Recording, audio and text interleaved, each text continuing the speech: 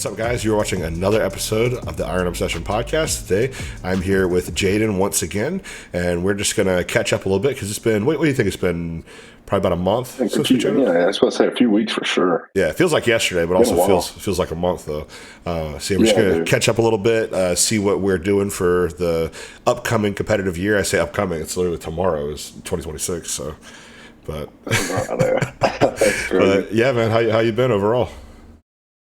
Pretty good, man. So like the last, bodybuilding related, the last couple of weeks, still been in a health phase. So like intensity overall is not as high as it has been in the past. But I had a couple family meals. Holidays came up. Mm-hmm. My coach actually took himself a vacation.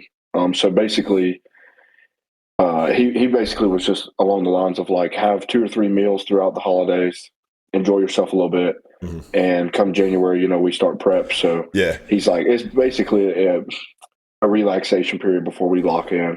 You're in a really good spot. Really good spot to do that too. Because me personally, I had a few bites of stuff here and there, but nothing crazy. I think my weight actually went down the day after Christmas. But mine did too. Mine did. I had cheat meals and still I got down to 215, bro. Yeah. If I went whole hog, my weight wouldn't have gone down. But if I was in your situation, I would have actually probably gone a little crazy with it because you're about to start a prep. It is what it is. That's kind of I just tried to limit myself on the sugar basically. Yeah. So I would eat decent amounts of the food that they prepared, mainly my grandparents, right? Mm. But people bring pies and stuff not to be any type of way, but the people that aren't cooking, they bring desserts. Oh yeah. So there were several pies there, and I maybe had a little bite of this one or that one, but I tried my best to not dig in, and ironically, I probably should have, because I lost weight, and I probably would have been better off just digging in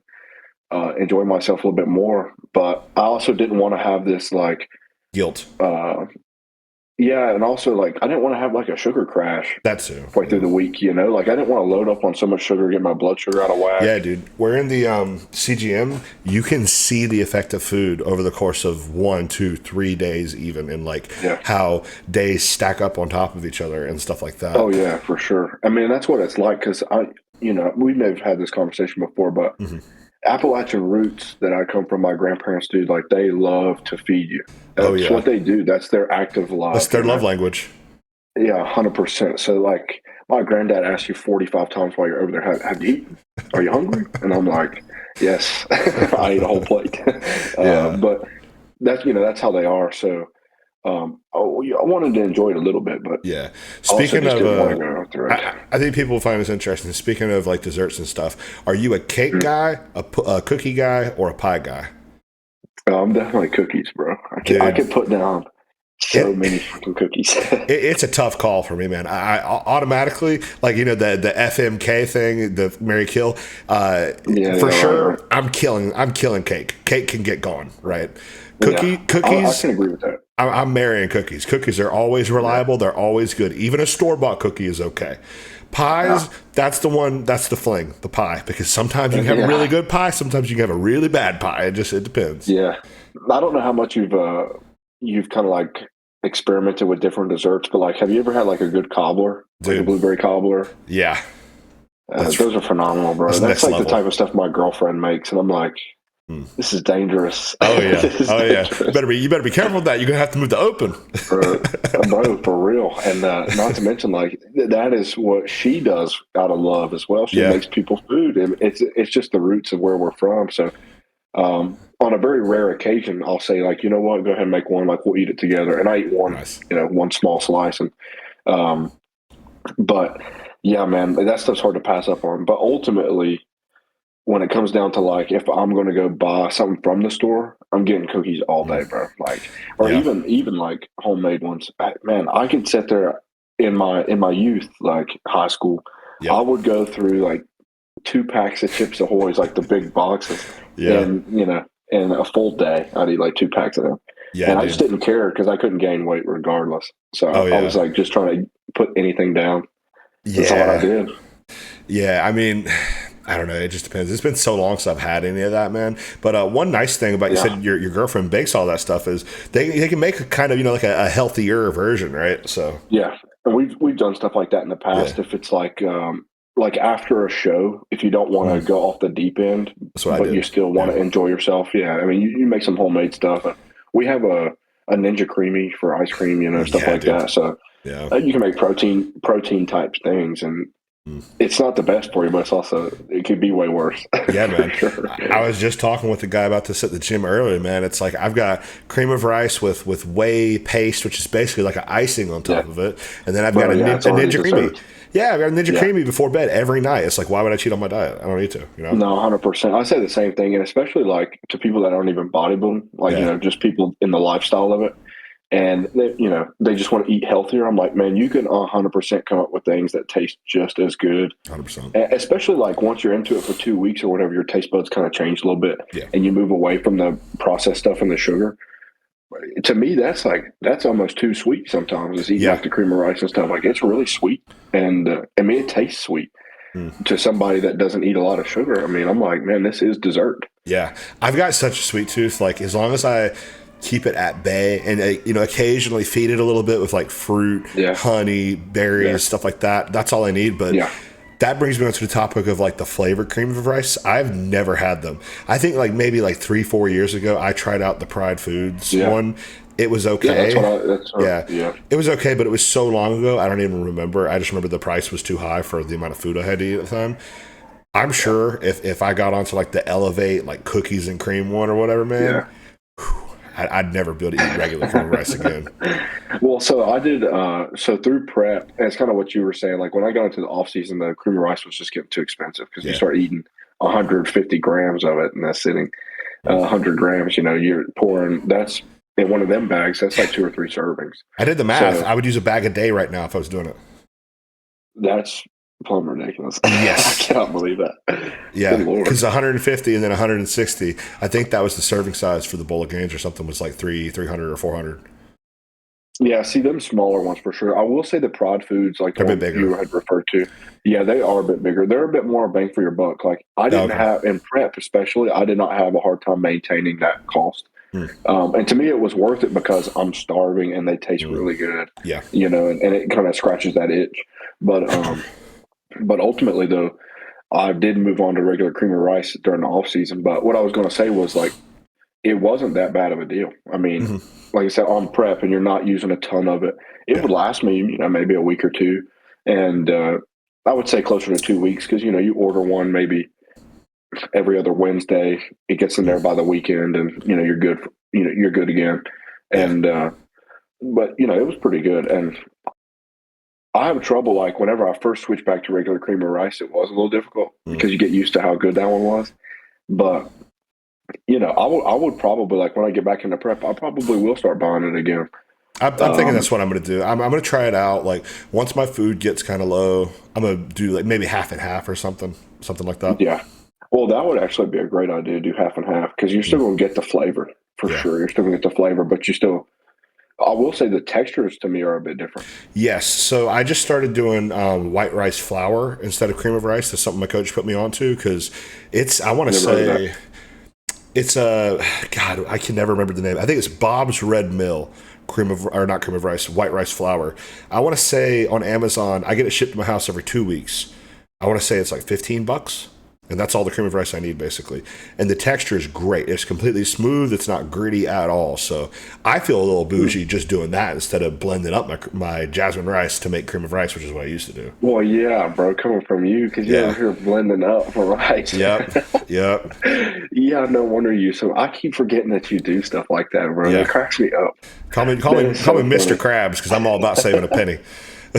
No, bro, trust me, I understand, but that cracks me up. I've never gotten to that point. Yeah, man, because the orange. Man, that's funny. My thought process is the orange box was so nasty, and it's like it wasn't cheap doing that either. So it's like, I'm just gonna blend up my own at that point. No, yeah, that's a perfect. I mean, like, trust me, bro. I'm not going to judge you in the slightest because I do agree with how pricey things are today, especially like you were talking about an off season where. You're eating so much freaking food, and you especially, like, you eat way more food than I do. Oh, it's so much more than last time we talked. Oh, bro, I know. And we had texted about it a little Yeah. bit. And you had mentioned it that you had been Yeah. up. I'm at like 6.5 right now, I think, calories. Yeah, that's freaking nuts, bro. Like I would puke every day if I had to eat that. There's no way.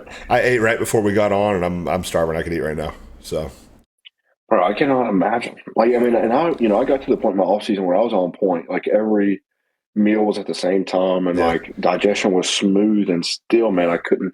I got to a point at like 4,500 calories where it was just hard to eat. Yeah. Like it was difficult. Not, I wouldn't even be like super lethargic, but it's just like my appetite. By the time I'm ready to sit down for a meal, like I could get it down, but do I have a desire to eat right now? Probably Yeah. not. So I knew the digestion and everything was moving smooth because I could eat it and I didn't have no stomach issues or anything like that. But the desire to eat wasn't there. And Yeah. honestly, that probably stems from I probably could eat a lot more, generally speaking, but I've never had a desire to eat really. Yeah. You know, I could go all day and not eat. I know we've had that conversation many times, so I won't beat a dead horse, but yeah, I mean, I just, there's no desire. I would much rather, away from bodybuilding, I would have barely touched food, bro. I would be like probably 150 pounds and never touch food. Well, and I'd probably live happy that way. That's just the thing, though. So when you're at that point in off season, you're uncomfortable. But it's like we know when you're uncomfortable, that's when you're making progress, right? Oh, for sure. And I did make the most progress at that point because all that food was going straight into my training, dude. Yeah. It was like I could see it every day. Add a little 2.5 here, a little 5 there. Yeah. And strength was skyrocketing. That was the strongest I've ever been in my life. But I'm also getting older and stuff. Yeah. But it's like when you're uncomfortable like that, it's like you almost have this kind of security in the back of your head. Like regardless on what things you're going to the gym, even outside of the gym, you're struggling with a meal. And it's like, I'm growing right now. This is tough. I'm getting through it. I'm growing right now. But in my situation, I'm always hungry. So I kind of always feel like I can always do more, even though I know I shouldn't. Because I'm maintaining good body. I'm maintaining good body comp. There's no reason for me to push the food higher than it needs to be. Right. But I know I can handle more. So it's kind of that catch-22 of like, am I doing enough? That type of thing. Yeah. And not only in a literal sense, but it's also kind of symbolic. You're literally and symbolically hungry for more. Yeah. Because I feel like it's almost instinctual.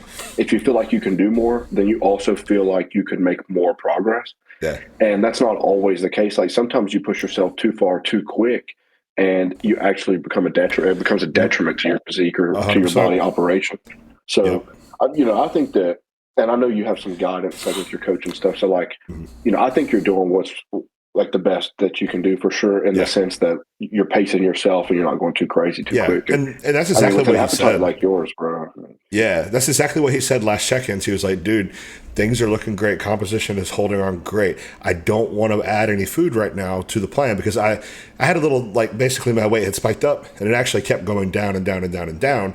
But then I had a little bump right before check-ins. So he's like, let's wait another week. Let's see the trend because I don't want to add food in now if we don't have to because all that's going to do is bog you down. Sure. And things are moving good. Yeah. So let's just keep it rolling. Yeah. I mean, and even, I've had times as well where, and my situation's a bit different than yours, but I've had times where right at the end of the off season, we lowered calories by just a little bit, but my strength continued to go up. And it was just probably because I cannot handle that much food, literally. So it could have actually been slow and it could have been, what really happened to me was nighttime sucked. Like my sleep started to suck. I could barely breathe. My stomach was always full. So you just can't breathe. Yeah. I could never breathe. So. Yeah, no, I mean neither. But that only made it worse. Like with a full stomach, you're trying to breathe in and it feels so tight. Yeah. And so, by lowering food, I actually had like a more efficient body, and therefore I could actually see progress in the gym. Maybe it wasn't directly with weight, but the intensity went up. I could breathe better while I was in the gym. So my sets would go on a rep or two longer, whatever it may be, because sometimes that happens too, where it's not necessarily a strength factor, but like your cardio sucks in off season sometimes. And you give out a rep or two early because you're gassed, Yeah. So all those things go into account. I've heard, I think it's Justin Harris has talked about this before. He'll have his guys continue to do like hit in the off season, like on the stairs or something, just to keep up that oxygen capacity where your lungs aren't going to give out before your muscles. But at a certain point, if you're approaching like 300 pounds or something, or even not even that, if you're approaching your heaviest weight ever, it's going to suck regardless. If it's new to your body, 100%. Yeah, it's going to be a shock. Yeah. I mean, I would say it goes that way for anybody that's touching a new weight because then I was like 225. And keep in mind, beforehand, I had only ever touched like 217 at its max. And that was like nighttime weight. So like my morning weight, my best weight was like 212. Oh, wow. And this time I got to 226 or 227. I was right under 230.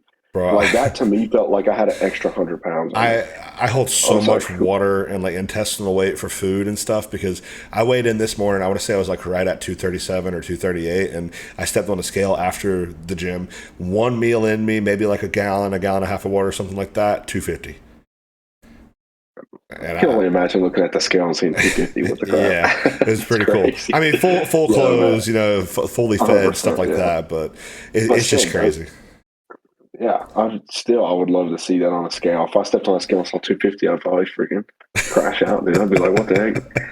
I'm feeling that way about. Feeling accomplished. Yeah, I've seen 250 in an afternoon weight before, but I've never seen like 240 on a fasted weight. So that's kind of the weight that I'm going to have to break through the plateau on. Yeah, I feel like we all kind of have that weight in our heads. Like, I would love to see this number. I would feel a lot better. Oh yeah, fasted. That's how I felt about 230, and I never made it there. Yeah, fasted 250 for me. That'll be like a big deal, and especially too because, like I said, there's like a 15-pound difference there just between my morning weight and then 1.5 meals in is like a 15, almost 20-pound difference.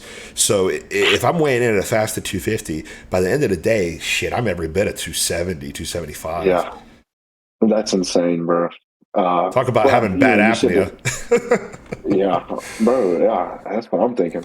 That's exactly what happened to me. Was my sleep just fell off a cliff towards the end of the off season, and it became a detriment to literally everything. Like there was nothing that it did not affect when it came to appetite suppression. It came to training intensity, just overall mental clarity. Like my sleep was hindering me so much. And I feel so much better now, which, like I said, health phase, everything is a little bit more calm, generally speaking. That's the thing, too, though, is since you hit that heavy point, the next time you get there, it's not going to be nearly as bad. Oh, yeah. No, 100%. I'm hoping that by the next time, man, I'm like actually in an off season.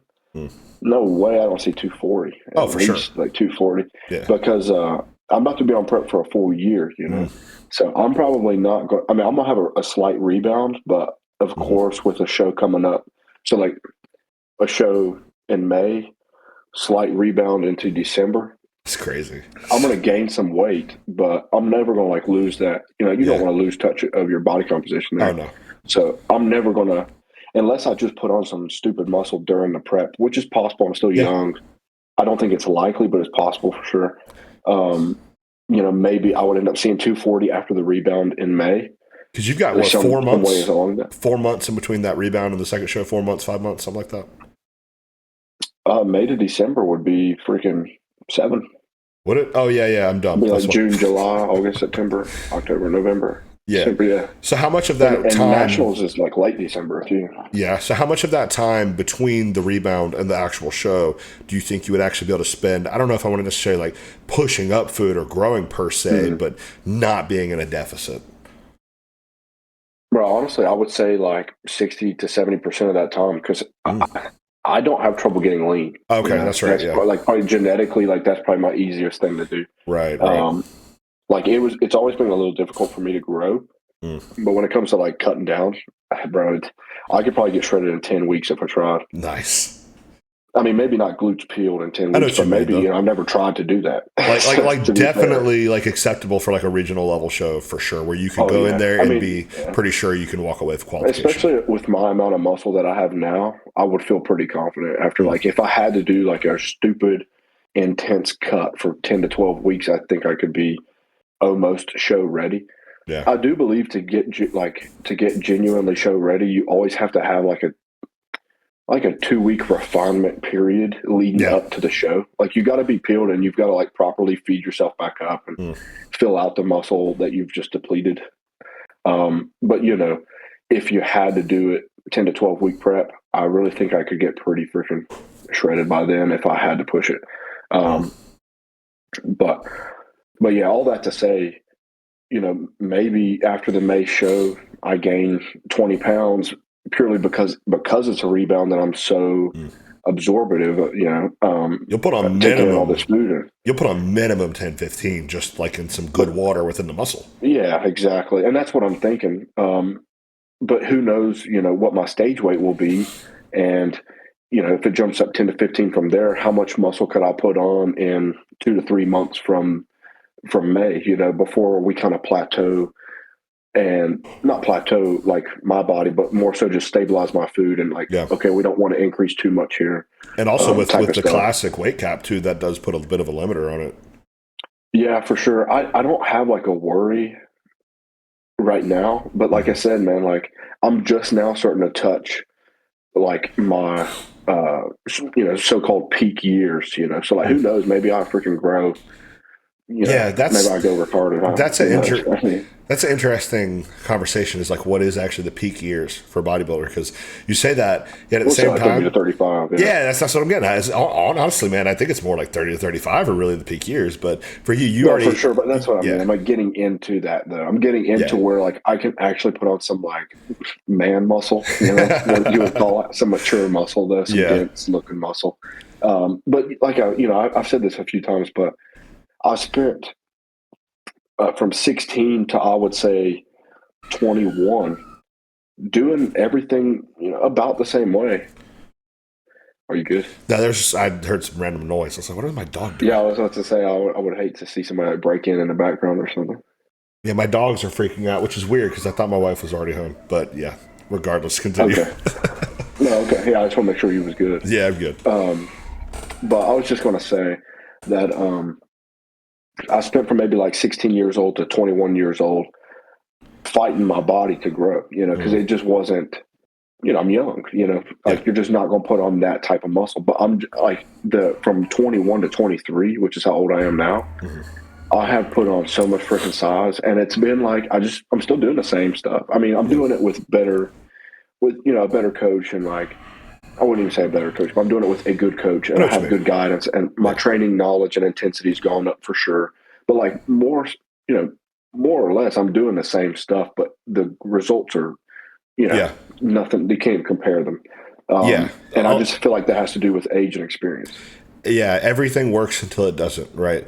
Like you can do certain things at a certain time period, and maybe they work. Like for when we're first getting into the gym, honestly, just slinging around some heavy weight with kind of almost reckless abandon, it can work. Yeah, until it doesn't.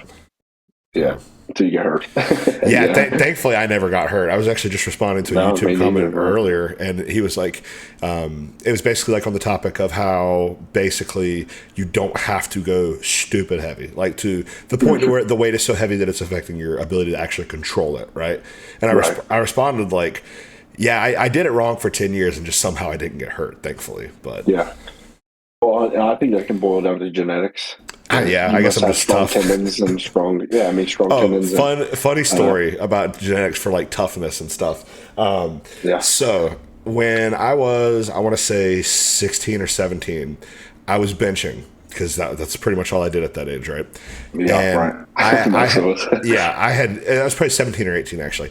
I had just signed up a new member to the gym, some young kid who probably had never been to a gym in his life before, and I was in the bench press area. He happened to be in that area as well.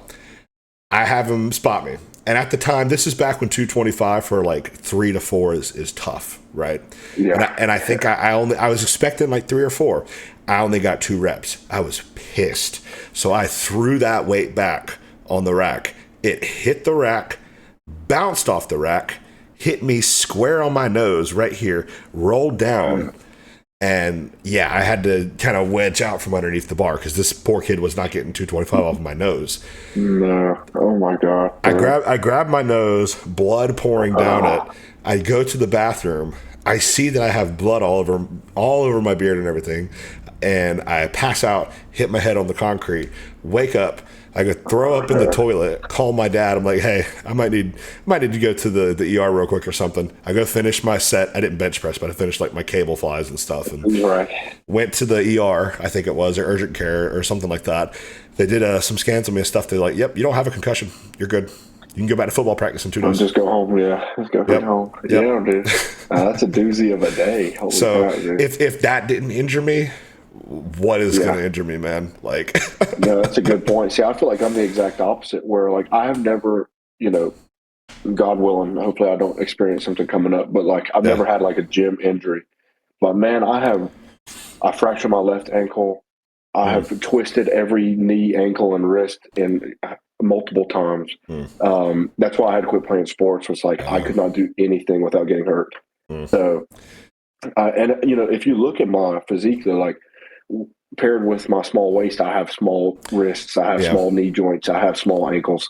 So that's a genetic thing as well, and like, and you always, because they're so small, they don't support my freaking body. You always stayed like dice back then too, like you're always lean. Yeah, and it was just because I couldn't put on weight. So like I was just naturally a pretty small guy, and I was always fat. You would call it like skinny fat these days. Yeah. I was always fat, so I guess I just had that extra layer of protection at all times. I mean, it could be, man. I mean, it could just be like, well, I don't know. Like, you seem like a kind of dense dude. You know what I mean?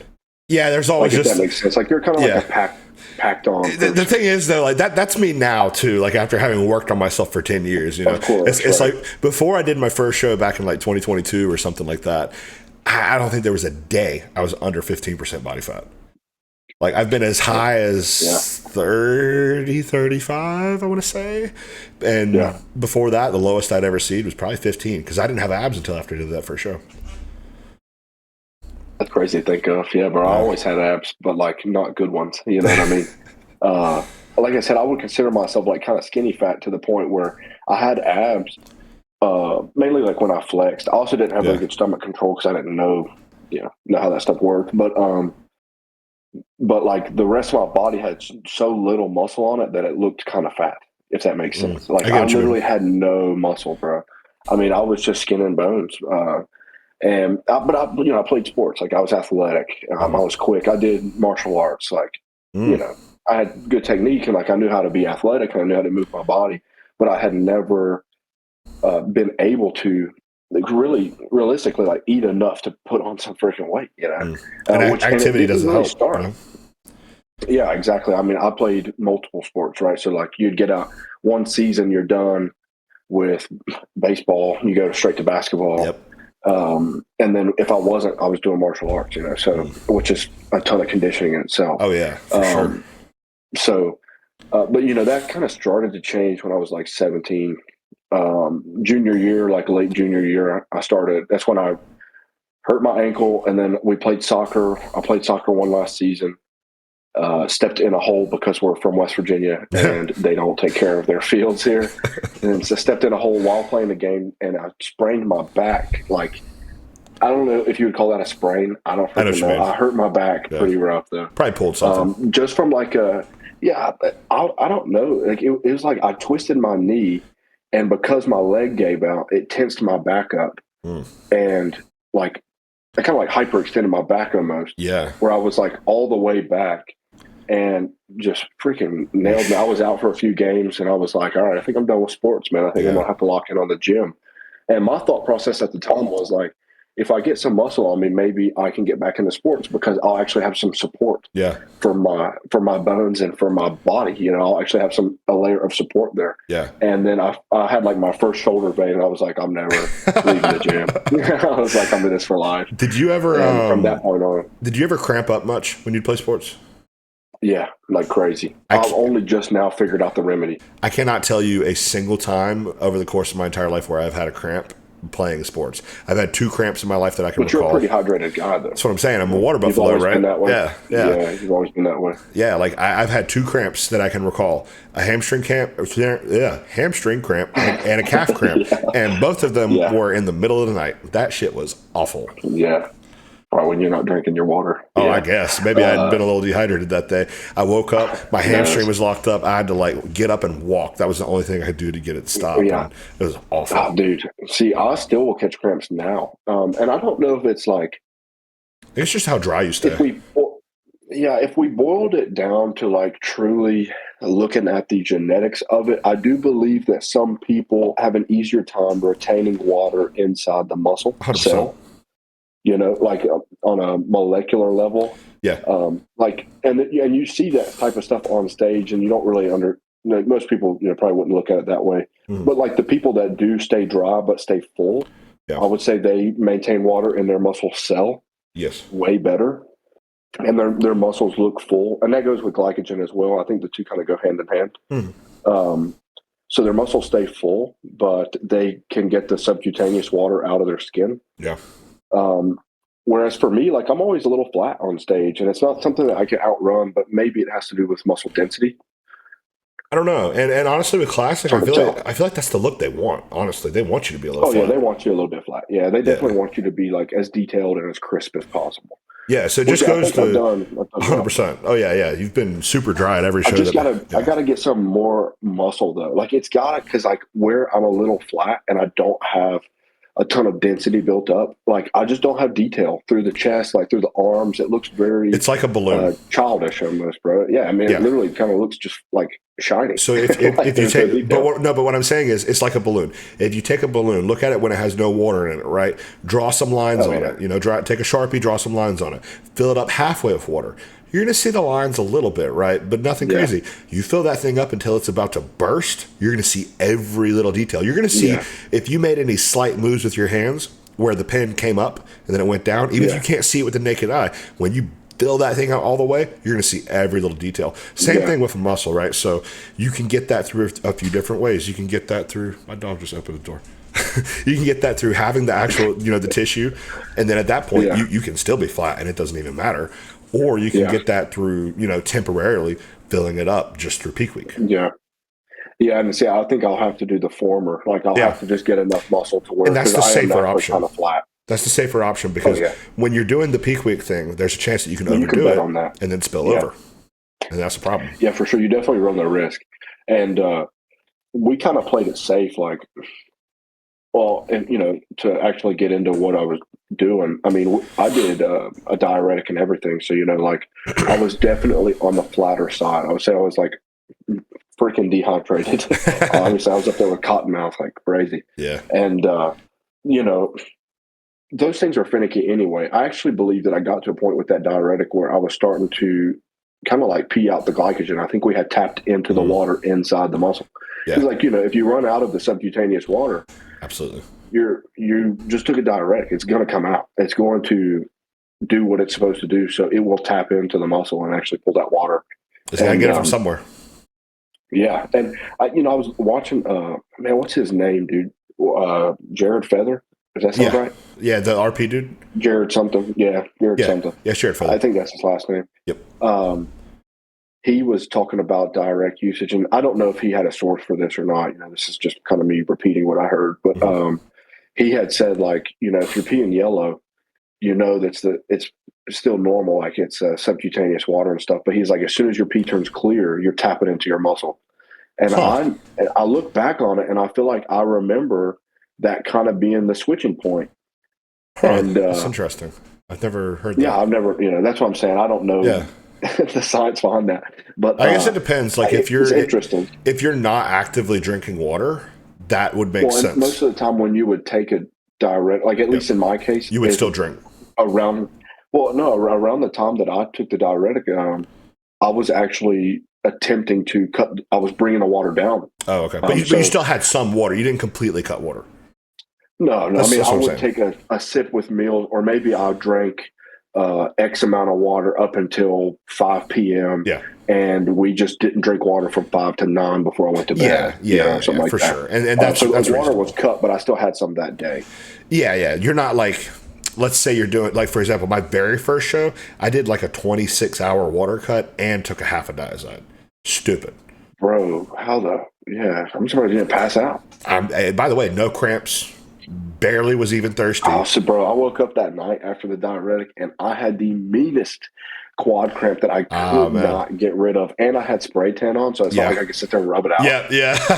That's so the thing. I was literally like, ooh. It's very interesting, this conversation, because we're almost like two entirely separate phenotypes, right? Like you're the dry, hard, detailed, that type of body, whereas I'm like the fuller, more like water retentive type body, right? So I'm the type of person where, maybe I don't need a diuretic per se, but I can do it and get away with it. Whereas you got to be careful with the diuretics. Yeah, I really did. I mean, it kind of stressed me out, dude, because like that was also my first time taking diuretics. So I was like, I was like, I didn't know what to expect. I was, and it's the moments like that where you really just trust your coach. I mean, to be honest with you, maybe that's smart, maybe that's not. Yeah. I got faith, so like I felt comfortable making that decision, but.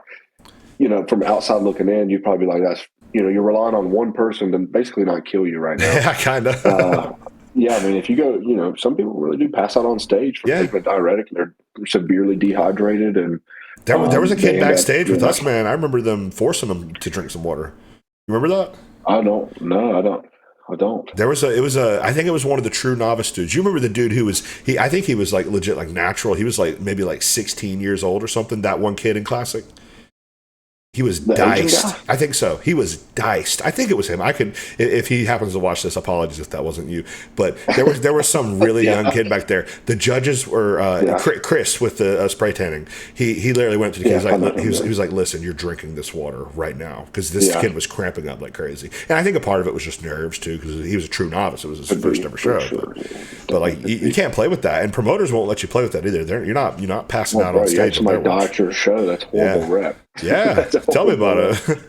The things we're willing to do. So I actually want to ask you a question, kind of following that line of thought, like about nerves. How do you feel when you're getting ready for a show these days? Which I know you've got one coming up, and it's our last one was obviously back in May. But how do you? What is your thoughts about doing a show now? Like, how comfortable do you feel? And like along the line. Yeah, I mean, you don't seem like a timid person, so I couldn't expect you to be like necessarily getting stage fright in a literal sense. I mean, it's a nerve wracking thing regardless, because you're in a speedo up there, but like in a bodybuilding way. But generally speaking, like just getting in front of people, you don't seem like that would be very difficult for you. Well, so a couple things. I mean, you can probably see all the music stuff behind me. I've been on stage playing music in front of people since I was like 16 years old. So that kind of was my first exposure before bodybuilding. But my first bodybuilding show, I was pretty nervous, like backstage and stuff. I don't think I was really talking to anybody. And also just at that first show I did, unfortunately, it wasn't like the most friendly crowd. Our crowd at the Palmetto, they were pretty friendly. Everybody was pretty cool. But at that I try my best to bring a good attitude. Yeah, for sure. Back there. At that first the state show that I did back in like 2022 or something, it was just not a great environment. I didn't know what to expect. I was super anxious, super nervous. But at the second show, because I had that past experience, I'm kind of like where I need one exposure to something. I kind of have to dip my toe in. I'm going to be nervous that first time, but once I got that, I'm good. Smooth sailing from there. And I felt like at that second show, I was able to really kind of give myself a sense of peace and just kind of chill. And a big part of that was the environment that everybody created. Everybody was super friendly. You see guys tanning, you get pretty comfortable, right? It's like, hey, we're wearing nothing but a sock. There are no secrets between us, right? But looking at it now, I kind of, and it's funny because they've talked about it on my coach's podcast, the Woman Rep podcast. They were just talking about the mentality and the ego side of bodybuilding. I will say, in a contest prep, like the weeks leading to the show, that's where the Mamba mentality is. That's where the dream killer mindset is. It's like, I'm going there to win. I'm going there to be the person in the middle of the stage. I'm there to ruin your day. I think they said something like, your mom and girlfriend bake cookies. You're about to need them cookies. You're going to be crying when you do this, that type of thing. Right? So that's the mindset you have when you're in the middle of a hack squat, when you're in the middle of a leg press, stuff like that. But the moment that I get to the venue, I'm flipping a switch. The work is done. At that point, I am there to have fun because I cannot control the outcome after that. Yeah, I was about the work that definitely is done at that point. I mean, if anything, you're doing a disservice to yourself by maintaining that attitude, and you Yep. get worked up, and Yep. your cortisol raises. All of a sudden, you're a water bag. Uh, I did that in Charlotte, dude. I have a story to tell about that one, man, but Yeah. we'll wait for a moment. Um, but yeah, the reason I asked that is because like I actually feel pretty similar to you, Mm. where I remember that first show, I was like bro. I was like shivering backstage because like the nerves, Yeah. and you're just shaking. You're not cold. I mean, you're cold because you're nervous, Yeah. So like I'm just shivering back there, and I'm like, man, I can't stop shaking. Plus, you're peeled, and it's like you have no body fat. Yeah. Um, but yeah, I was super nervous, and then I swear, man, from that point on, I was like, why would I ever be that Yeah. nervous ever again? And I feel pretty comfortable with everything now. I will say one thing. I was super nervous backstage and everything, but like I said, with that performative background, even at that first show, the moment I got on stage, I kind of flipped a switch mentally without even realizing it, and I was good from there.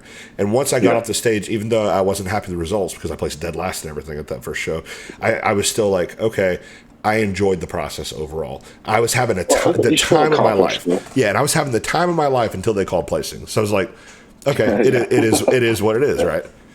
Yeah.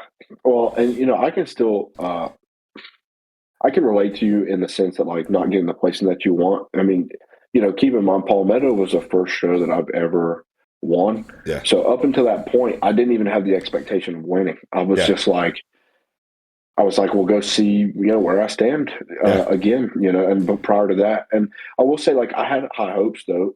I was 20 years old and placed third in Charlotte. Mm-hmm. And I was like, this is 2 years later. I made a lot of progress. I'm definitely more peeled this time. Like, I feel good. I was thinking in my head, like, I'll be okay with the top three if I can just match last time. And I never go in there like trying to, kind of being like full of myself, like, oh, I'm got this in a bag, because you never who know. freaking knows, man? Yeah, dude, who freaking knows? And like, you, even if you see people back there, yeah, they can explode into their poses. Like they may look small until they flare their lats, and all of a sudden they have the perfect X frame. Especially in the classic category, man. Especially. Yeah, and especially with how flat we all are. Like, wait until the day of when somebody eats a rice cake with a little honey on it, and see how big they get. I mean, really though. And that's the thing too. You mentioned about how you wanted to see where you stood and everything, but it's like, man, you can stand really great in the grand scheme of things, but you don't know who's going to show up, dude. Literally, natural Kai Green, natural Phil Heath could show up there, the new version of that. You don't know. They just win the whole thing. No, you really don't. Yeah, I know. Or the next Chris Bumstead said something classic, and I'd be like, bro, you deserve it, man. And I think it's important attitude. I think everyone reaches that spot eventually where they're like, I don't know, actually. So I went to nationals, and I noticed, man, it's completely freaking different at nationals. It's got to be. People. It actually kind of upset me a little bit because I'm back there. I'm still having that same attitude where, like, I'm talking to people, kind of carrying on, and to me, that almost serves it as a distraction. Like, if I'm sitting by myself, I'm thinking about the show. Yeah. So I enjoy talking to other people and maybe taking my mind off of that for a minute and saying, like, yo, how was your prep? Like, I want to talk about what you got going on. That's what I did at the Palmetto. I don't want to talk about me right now. Yeah, 100%. And that's what I'm saying. Like, we've kind of adopted that. Yeah. And we've learned how to navigate that. But some of those guys at the national show, bro, don't want nothing to do with you. Yeah. They want nothing to do with you. There was one guy, he placed third, so he just missed his pro card, which I totally understand why he would be upset. But he didn't shake nobody's hand. He was cussing on the way out. He was upset. And I'm thinking, you got to be a better sport than that. And at the very least, you just can't do that because people want to say, and I agree to a certain extent that politics are not in it and everything. But look, if you're at a show right there, who was judging nationals? Was it Steve and Sandy? And all it was no, it was Tyler. Yeah, exactly. The vice president of the IFBB is judging you, bro. They've seen Tyler and Mo. No matter how good anyone at that national stage thinks they are, they have seen better. So trust me, they made the right call on the national level stage. At these smaller, bro, I had no doubt. Yeah, at these smaller regional shows, maybe it can be a judge's first show judging the show because they got to learn somewhere, right? But at a national level show where there's big head judges who judge the Olympia, you can be sure they're making the right call. So you just can't be mad. I don't know if are you familiar with like how new judges come along? I'm not. I'm completely talking about out of my ass when I say they could be judging a regional level show. I have no idea. No. I mean, you're partially correct. I mean, the reason I ask is because I only know this from other podcasts with judges on them. Okay. But basically, like, you get into it as a new judge, and you serve as a test judge. So, like, let's say there's 7 judges. Yeah. Only 5 of the scores actually freaking matter. Yeah, because they drop the highest and the lowest, though. Right. And but not all. Like, so if they have 5 actual judges, you still drop the top and bottom too. One each. Yeah. But like, let's say they have a test judge there. Their score that they give is completely rendered useless. They're just there, and they compare, what did you stack these people up at? Do they compare with ours? Okay. And then if you do well 3 times or however many, they'll say, okay, you're good enough to be a judge. And then you will start at a regional level. Okay. But you are still correct that, like, these new judges may be. They've only done a few. Yeah. Okay. Yeah, and maybe this is their first time on their own. Yeah. Like, their scores counted this time. Yeah. But to be fair, like, they do have to receive approval to be that. Yeah. So there's somebody that put faith in them to make the right for call. sure. And I'm not saying that they would make a terrible call or anything. I'm just saying that their eye, someone who's judged 2 shows in their life is not the same eye as Tyler, Sandy, Steve, people like that. It's not the same. Yeah, and they would say that too. You remember the blonde judge, Mo, from Palmetto, the woman? Yeah. She was second judge next to Tyler. Nice. It was them 2, the big dogs. Yeah. I remember they seen me the week prior. Yeah, I remember they introduced her at the Palmetto. They had like given her credentials and stuff. She was the head judge. Yeah, she was the head judge. She did this. She did the microphone. Yep. She was the main lady. Oh yeah, that's right. On the judges' table there. Yeah, but now at the national show, Tyler was head judge, but Mo was on the board with them, and I had just talked to Mo, for feedback at the Palmetto, and so I was expecting her to recognize me at least. She'll probably be like, I just saw this guy last week. Yeah. Not to sound like that guy, but I do feel like I was kind of overlooked, man. Oh, you're going to be at your first time. Yeah, 100%. So that's what I thought, and I was not mad about it. I was like, let's be real too. Like, let's set up the context for this scene. Yeah. There were almost 100 classic dudes across the board. That's what I was going to say. Yeah. Yeah. And we're talking about, like, they definitely took their time with first call out. But you're in the second call out, which I was in the second call out at this one. Who really cares beyond that point? I mean, and I'm in there, and I totally understand why they would not put as much attention on the second call out for my class, like, because we've got 4 classes to go through with 24 people in them each. Yeah. So, like, second call out probably isn't getting the best look.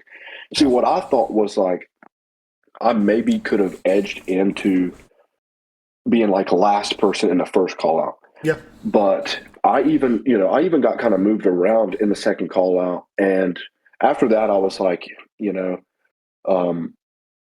they probably did look at me a decent amount. Like, maybe I shouldn't feel this way, So, but at the end of the day, I do feel like I was slightly overlooked. I wouldn't even say overlooked, but I don't think that they rewarded conditioning the way I thought they would. I still believe I was the most peeled, maybe the second most peeled dude there. So here's another way to look at it. But I was just small. I was way smaller. Here's a way to look at it, though. So how close were you to your weight cap? 30 or 20 some pounds. That's what I'm saying. So like, even if you have the amazing shape that you do have, even if you have the amazing conditioning, everything, it's like, how can they look at, like, you'd have to be, I don't even know if there is a set of genetics that would be good enough to, like, really catch that much of an eye when you're that much under the weight cap, right? So it's like they're just going to kind of move you off into that second call out there, But the thing is, that's exactly what happened, maybe if someone is, like, right at that weight cap, inside out peeled, crazy shape, maybe they are one of those people who, they win a regional show or even not even win it, just qualify for it, then go to a national show and immediately win the overall national show. People like that exist, but they're rare. Yeah. They're very rare. No, 100%, man. And, I mean, that's what I said. I was like, I brought the heat when it came to the conditioning and the overall, I would say, presentation. I was a bit shaky up there first national show, though. Like, I don't fault myself for that. No. But like, that's what I'm saying. Upon reflecting, I don't hold any form of resentment towards the judges or anything like that. Like, I totally understand why things went the way they did. Do I feel, let's be real here as well. Like, I'm a conditioning guy. Like, when I'm watching the open, I'm like, I like seeing who's the most peeled. Like, I appreciate that. But when you're talking about literally judging show. I mean, you got who has the trifecta? Who's the most peeled with the most muscle with the Yep. best presentation? And that guy was not me, obviously. So there are things to improve on, which for me is mainly muscle Yeah. mass, and I still do think that I could maybe improve my presentation a little bit. And here's the thing too. Let's say that you said 20 pounds under the weight cap. To be exact, I was 177 and the weight cap is 202.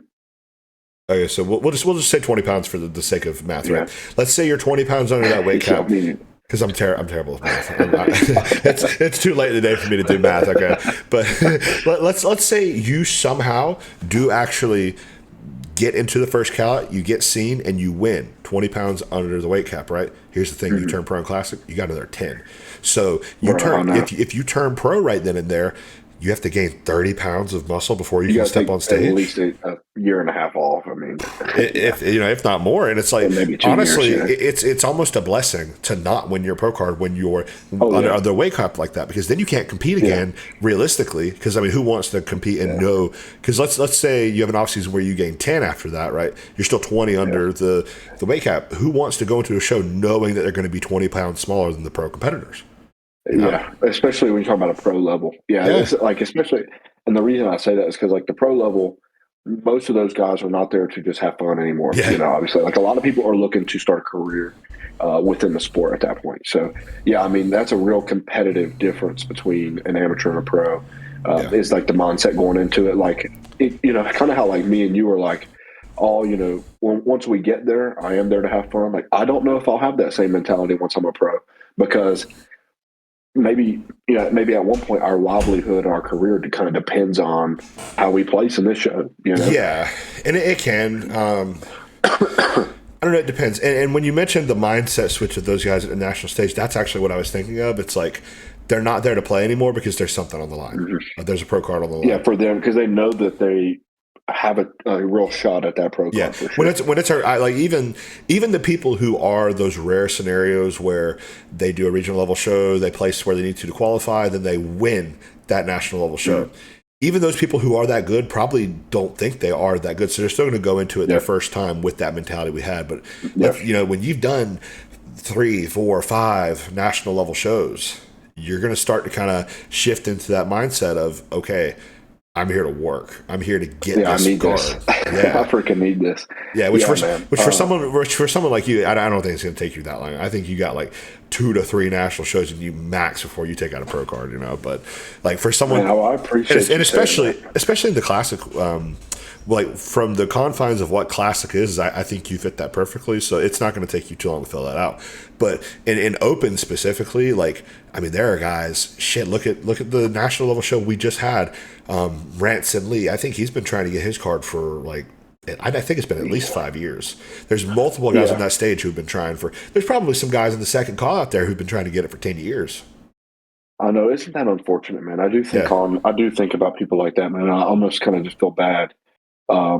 If But they at the same are, time, this is competitive. That's what you got to do. if they have an emotional attachment to that card, I feel bad for them because at that point you can't be that way. Like you gotta be competing because you love it, and that's why I say it's a blessing for you to not have gotten that pro card 20 pounds under the cap and then 30 with the pro because you love competing. You want to still be able to compete, but it flips on its head when you're in that other situation, right? I think as long as you love competing, there is no loss, regardless of the outcome of the show. Yeah, and I would say like I am in love with the prep process. Like getting ready for the show, the few weeks left where like anticipation really starts to build. You finally get to the host hotel or you get to the venue and you're like, shoot, almost that time, man. And you start to get a little excited and those are, I mean, man, that's always a fun memory. It feels like it just moves by so freaking quick, but it does. But you try. I try my best to reflect and be mindful of like what the heck is going on around me because it's very easy to lose sight of that. And that's another reason why I do talk to the people. Try and talk to as many people as possible because I feel like that kind of helps ground you a little bit and brings you back to reality. Because if you're in your head the whole time, you're somewhere else. Dude. You're not even realizing what's going on around you. But anyway, to go back about the pro card and stuff like, and what you had said, like I do believe that I probably won't be competing for a pro card too long, but I don't want to be so like I don't want to be overly confident, so I get we'll that. just do what it takes to get there, and hopefully that's not too long. But yeah, and with Classic, it's really easy. Like you have, or not easy. I'm not saying it's really easy to turn pro. I'm saying I understand. It's really easy to get into a frame of mind of just numbers, right?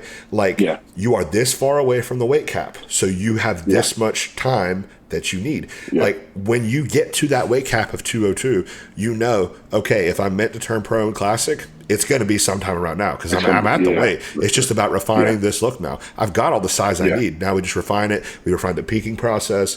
That's what I was about, the peak for sure. Exactly. And that comes with a lot of experience. Whereas with Open, your body. With Open, I don't know if I'm going to need to weigh 235 or 275. I have no idea. Yeah. I know that. That's crazy. That is crazy. Yeah. I can make a guess. Like, I can make a guess. So how tall are you? 5'9", because we did the same height class, right? Yeah. Yeah, we did, but they merged 5'9" and 5'10". They did. I think they put me at 5. I'm technically 5'10" and a half, but at that show they put me at 5'9". That's what I thought too. I thought I was also 5'10" and a half, but apparently I'm 5'9". And I slouched down a little bit because at my first show, I did this, and I was actually placed with people that they were all like a head taller than me because they were slouching down, right, for Classic. So I kind of did the same thing when Jimmy first heighted me in. I'm like, all right, I'm just gonna kind of sit here relaxed, and he says 5'8", and I'm like, that's not right. I am not 5'8". So then I stand up as straight as I possibly can. And he's like 5'9" and a quarter or something. I'm like, oh, okay, I guess I've shrunk. Yeah. See, I've always tried to get my height as tall as possible. So I'd be like, if I can fit into a higher weight cap, I will take it because at least like when you start getting up, like you start talking about a pro whatever, because like, oh yeah, that makes sense. I mean, especially if they're like, I'm not at the height where if I slouch down or extend, I get put into a different category anyway. Because if I'm 1 inch taller, I'm just going to be in that same class. Yeah. But I might have like an extra 5 pounds that they label me as that. But like, I don't go from class C to class D. Yeah. I'm still in class C because they merged those heights together in the national category. So maybe I get an extra 5 pounds, but I'm not going to be competing against anybody different. Yeah, basically. I'll still be in that same class.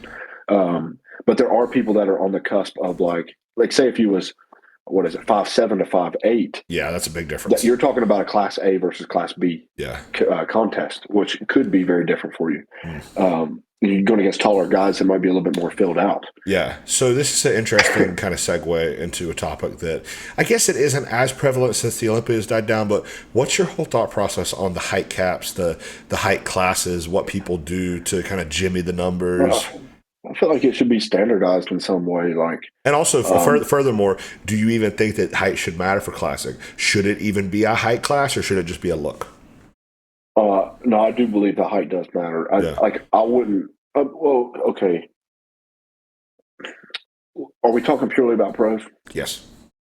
Okay. If we're talking purely about pros, I still believe the height matters. And I think it needs to be standardized. Like once a year, you get heighted and you have that for the year. And that lets you know how to prepare for the rest of your year. And what is my weight cap? Because regardless in Classic, there will always be a weight cap. Yeah. So height does matter, and it will continue because that's another thing, though. That's another thing, though. Do you think there needs to be a weight cap, or should it just be about the look? Because we can see certain examples of this in the Open. Like look at a Rafa Brandao. Look at Samson. Yeah, he's a pretty classic looking dude. Samson when he was a bit smaller back in like 2021, stuff like that. There's other examples of guys who are very aesthetic. I mean, hell, Andrew Jack is pretty classic looking when you think about it. Yeah, he is for sure. I mean, there are people for sure that fit that category, but I would say that the weight cap needs to stay around because you begin to blur the lines of the divisions. And to me, if these Classic guys got even a little bit bigger than they are now, what's stopping them from just being Open competitors? I would just tell these guys go be in the Open at this point because it's almost like with the conversation around men's physique. It's like, why are you guys in men's physique and not Classic? Because you guys are already as big as the Classic dudes because they haven't put a weight cap on it. Yep. I agree. Especially their upper bodies. I agree with all that. And I think that's one of the reasons, I mean, last year at the last Arnold, the Arnold before the last Arnold, you know what I mean? And then the last Olympia where Mike placed second, there was a lot of talk about him, how he basically looked like an open bodybuilder because I remember, bro. because he was jimmying the weight cap with the height, with the hair and all that stuff. And you came to find out he did get heighted lower when they standardized it a little bit more. And there was a big which I difference. agreed with. I was like, thank the Lord they, are set. And it sucks that it has to be him, but somebody had to be the example because you can't be getting away with, man, like people act like 5 pounds is only 5 pounds, but bro, 5 pounds on stage is a huge freaking difference. Yeah. And that can even just alter your peak. Like maybe you are about the same, generally speaking, but you get to eat a little bit more the night before your weigh-ins, and that can make a big difference. So I don't have to stuff my face to carb up the night before the show. I can start a day early. Yeah. And that way I can retain this a bit better because, I don't know how familiar you are, and how your peaking process has gone in the past, but if you have to, where I was not near the weight cap, I could start feeding up a freaking week out. Yeah, that's what we're doing. Yep. I get to retain my food a little bit better, but some of these guys that have to make weight, they don't get to feed up until the night before the show. And you see it kind of leaking out while they're posing. They go flat while they're posing, and it's because they maybe ate a lot, but they can't retain that. It's only a day's worth of food. Yes, for sure. And so it can make a huge difference. With the whole thing of kind of what is classic, you've heard certain head judges say classic and bodybuilding are the same thing. It's just with who the best bodybuilder from the weight cap, the height cap. I don't like that personally. Yeah, I would not say that. I don't like that. I think the criteria is completely different. But you've heard I'm talking IFBB Pro head judges, guys who have judged the Olympia before, saying that. And I don't like that because to me, that's where the line can get blurred between classic and bodybuilding, right? I would agree. There needs to be a stark contrast, but how do you do that other than a height and a weight cap? Because I agree the height and the weight cap needs to stay, but there needs to be something else to still differentiate it, right? Because there are a lot of guys in classic who probably should be in the open or probably should be in 212 and vice versa. So how do you define that look? Because in typical bodybuilding criteria, we have size, symmetry, conditioning. Mm-hmm. Is there something else that we could add?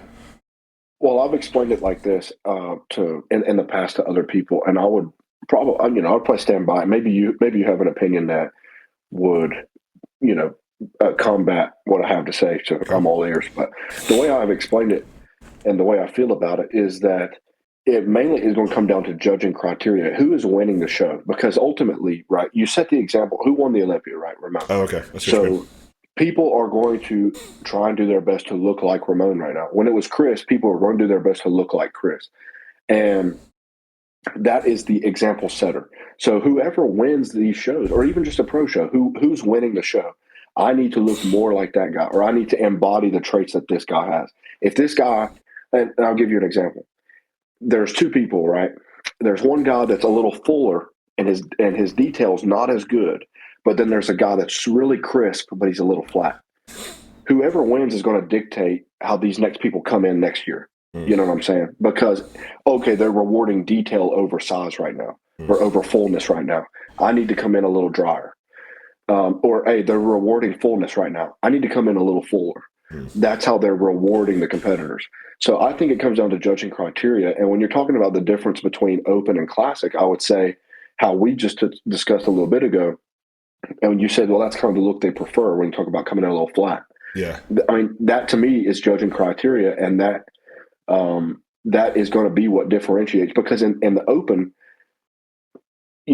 I wouldn't say all the time, but a lot of the time you see the slightly fuller guy win because they do care about muscularity slightly more than conditioning, where in classic, I would say they care a little bit more about conditioning than they would muscularity. I can get behind that. But at the same time, though, we do still see that exact thing happen in the open. It's like, what is the look they want to go for? I mean, we see it all the way going back to Sean Roden, for example. It's like, okay, Phil Heath, his gut is getting out of control. Everything else is perfect. Realistically, he probably should still win. But we're going to do Roden here because the waistline is perfect. Yeah. We want to send a message here. But I don't know if I would necessarily consider that judging criteria per se. In that one specific example it is, but then, the guy who won the next Olympia was Brandon Curry. So it still kind of stayed in line with that. And then after that, it changed again to, I think it was Ramy after that. Remy, yeah. So it's like, it's this ebb and flow thing that is constantly changing. Well, I thought Remy had a pretty decent weight though. He did for sure, but I mean, like, he's a mass monster. Like, there's a stark contrast between Yeah. Big Ramy and Sean Roden, in my opinion. And then, yeah. who was the next one after Ramy? Was it Hadi? I think it was Hadi.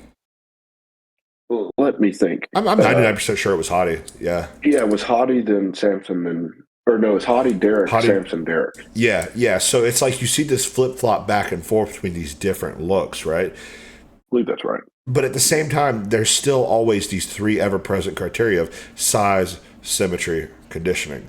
The winner is always a combination of those three that are the best, unless they're specifically trying to send a message. Because with Roden, you do have that kind of example of Phil technically probably wins on judging criteria, but because of the waist control, we want to give this to Sean. And much respect to Sean. I think he's one of the best bodybuilders of all time.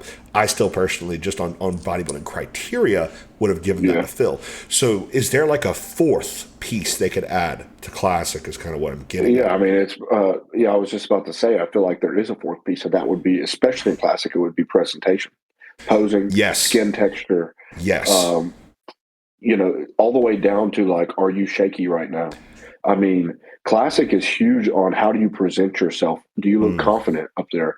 Are you posing correctly? Like, and that's absolutely, all of those things I feel like plays a huge part. That is for sure still a part in open, but I want to take it even a step further, and I would say in Classic, the posing round should be judged.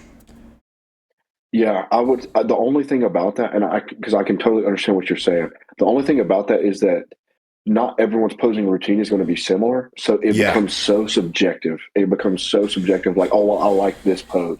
But if you could standardize it and say, look, like within this routine that this person chose to do we see any weak body parts? Did he highlight his strongest body parts? Like, what are we seeing of this guy? Let's just judge it. So it still is choppy. I almost want to say that the artistic nature of it should be judged. In my mind, like, and again, I'm not a classic guy, so like take it with a grain of salt. I think Terrence Ruffin had the conditioning. I think he should have won the Olympia. I think he should have won. That's what I'm getting at. I think that all of that, I would argue he was just in condition, and he was. He was maybe a little too small. That's the only thing. But I would argue that just comes down to height, dude. Like muscularity wise, he's right there. Well, I think he still has room in his weight cap, though. That's the thing. That's the only thing. It's not much. I could be 2-3-5 pounds maybe, but okay, I could be wrong. I thought it was like 10 pounds under. But in my opinion, because it is so close, I don't think anybody would have been mad if Terrence won. Is what I'm saying. I think those top three could have been flip flopped. Same thing with the Open too. Honestly, the top three could have been flip flopped. And in my mind, depends on what country you ask. Yeah, basically, yeah. But then, for both Classic and Open, actually, if we come to think of it. But I would see. The thing in Classic that needs to be the deciding factor is, okay, if all other things are equal, who had the best posing routine? And people want to say that we can not necessarily be super objective with a posing routine, but at the same time, there's only so much objectivity that comes to judging a bodybuilding show to begin with. I mean, let's be real. At least 50% of the judging criteria is what do you literally think looks better? Yeah. Yeah, I don't know, man. Like it's a slippery slope for sure. It's a slip for sure. Yeah, I was about to say you gotta be careful because although it is subjective, there has still been there is a criteria that has been refined over years and years of previous results that show what the preference is. Yeah, and of course there's somebody that comes along like kind of how we're talking about the Open Olympia where. Maybe there's an example that needs to be made, or maybe there is the exception where this person may not be super conditioned. And I would even kind of include Samson in that category. Yeah. Maybe this guy isn't 100%. Super conditioned, but man, everything else looks so freaking good. Yeah. And that's where the subjectivity comes into play. Like you're using your own judgment to say, you know what, we're going to disregard conditioning just a little bit here because this looks phenomenal regardless. Yeah. And, but also was going to add earlier when it comes down to the criteria and all that. At the end of the day, still, it comes down to who's on stage today. Because you can't say for sure. well, this guy compares, like, how would we compare this lineup to Phil Heath 10 years Oh ago? yeah, for You sure. know? I hate that crap when I see it on Instagram. Yeah. Like So, they I have mean, a Photoshop picture of Dorian next to Derek. I'm like, oh, yeah. come on, It's dude. It like, bro, wouldn't look shut like up. You've that. never seen them stand next to each other, Exactly. for sure. Yeah. But my point being to that is that our criteria, okay, it's basically like a tree. Like, criteria is up at the top, or maybe you call it a pyramid, but Okay, I see what you mean. Yep. yeah, but like criteria is here at the top. Now, who's here and how do they fit within this criteria? And then you start to factor all like the miscellaneous things like presentation and whatnot kind of goes at the bottom. Yeah. But I just mean like there is a criteria. It's been refined over previous placings. Maybe it changes because like 2010 through 2020, well, 2010 through 2015, 2016, there was a gut problem. Yeah. Like that was the time of big guts, Hell, And from 2000 to 2020, I'd say, honestly. Yeah, I mean, well, I would say it started to get bad in like 2006. Yeah. Well, three Maybe was right around the time like Ronnie retired and Jay started winning, and he was so freaking huge. He didn't necessarily have a gut problem himself. He just didn't have a good waist. Yeah, and structural. People were like, well, to compete with Jay, I have to get freaking massive. Yeah. And they just disregarded their waist control because I have to put on muscle. That's the only thing that matters right now is I have to put on muscle. And that method lingered into the 2010s and kept going. And then, we got around to, I guess who really kind of put an end to that. I mean, it was Phil Heath. It was like Roden, right up. Yeah. It was that whole controversy about Phil Heath's gut. And then Arnold came out and said something about it. And he was like, these guys got to, quit letting their stomach hang out on stage and all these things.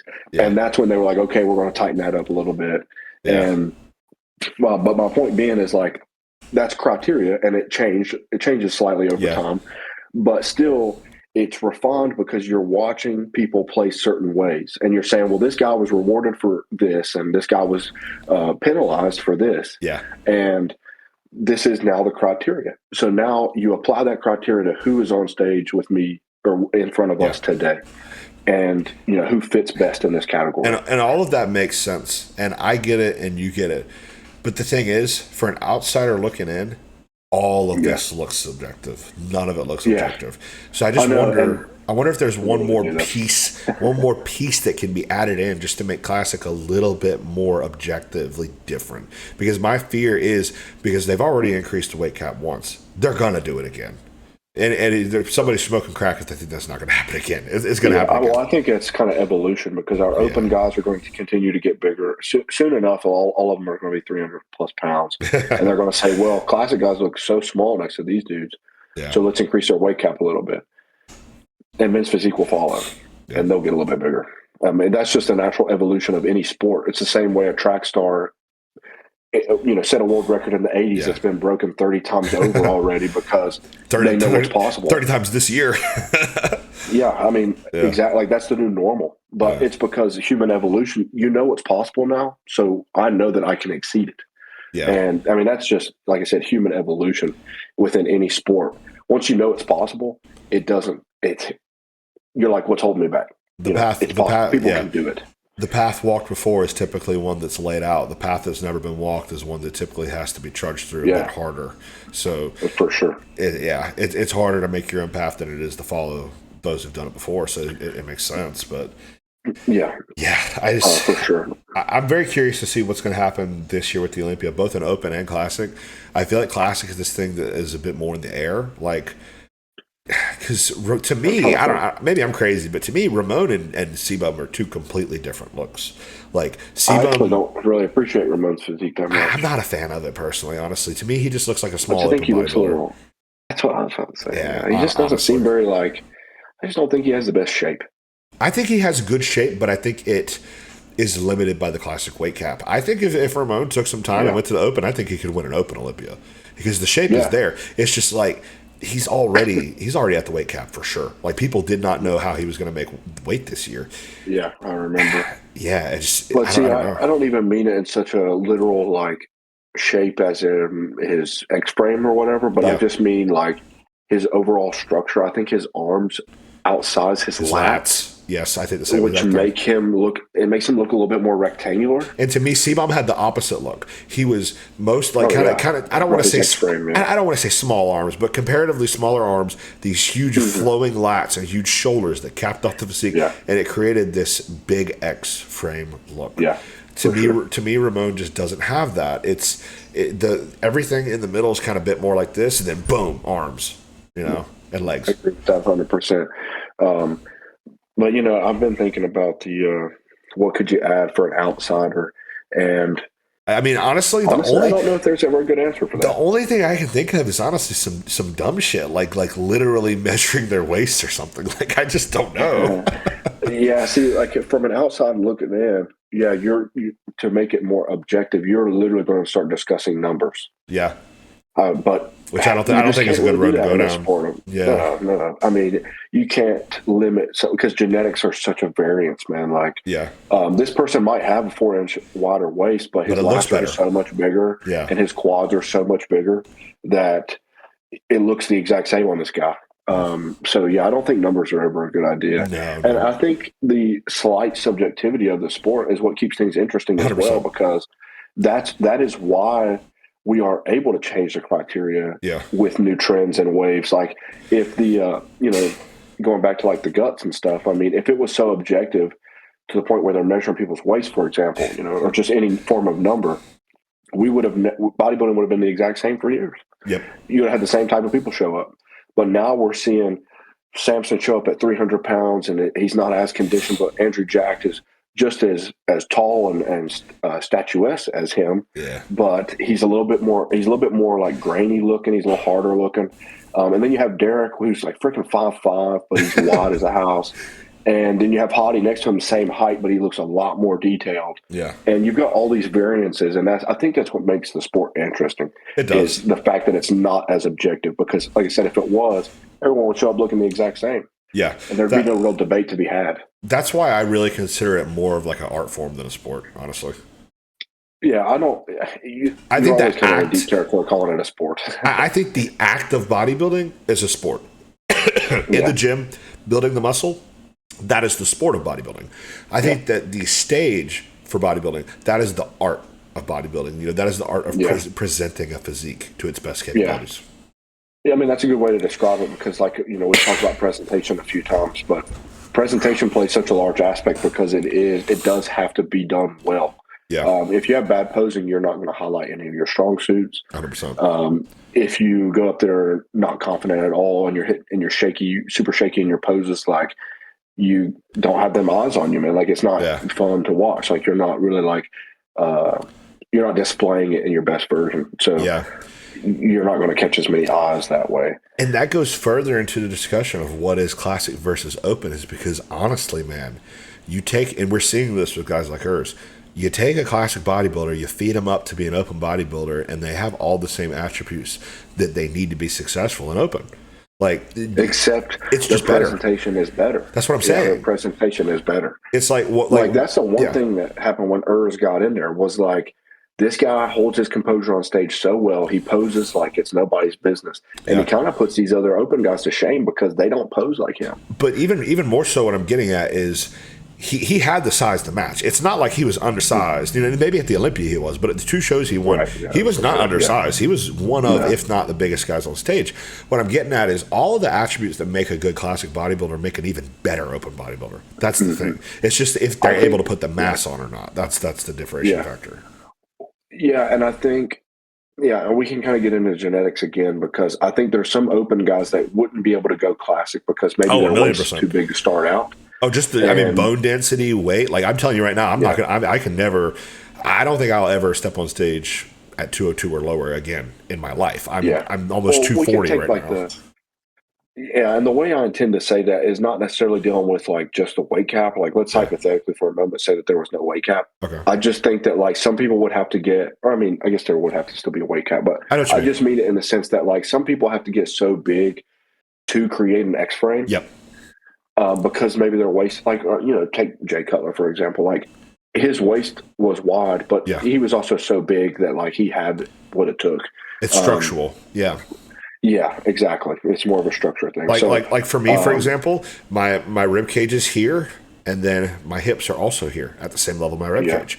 If you have someone who their rib cage is here, and then their hips are right here, it's going to create a Hmm. more of a this look and a less of a Yeah. this look, right? So for And see me, that. with Yeah. this, Yeah. my legs and my lats and my shoulders, everything are going to have to be much bigger to Hmm. create that illusion because Yeah.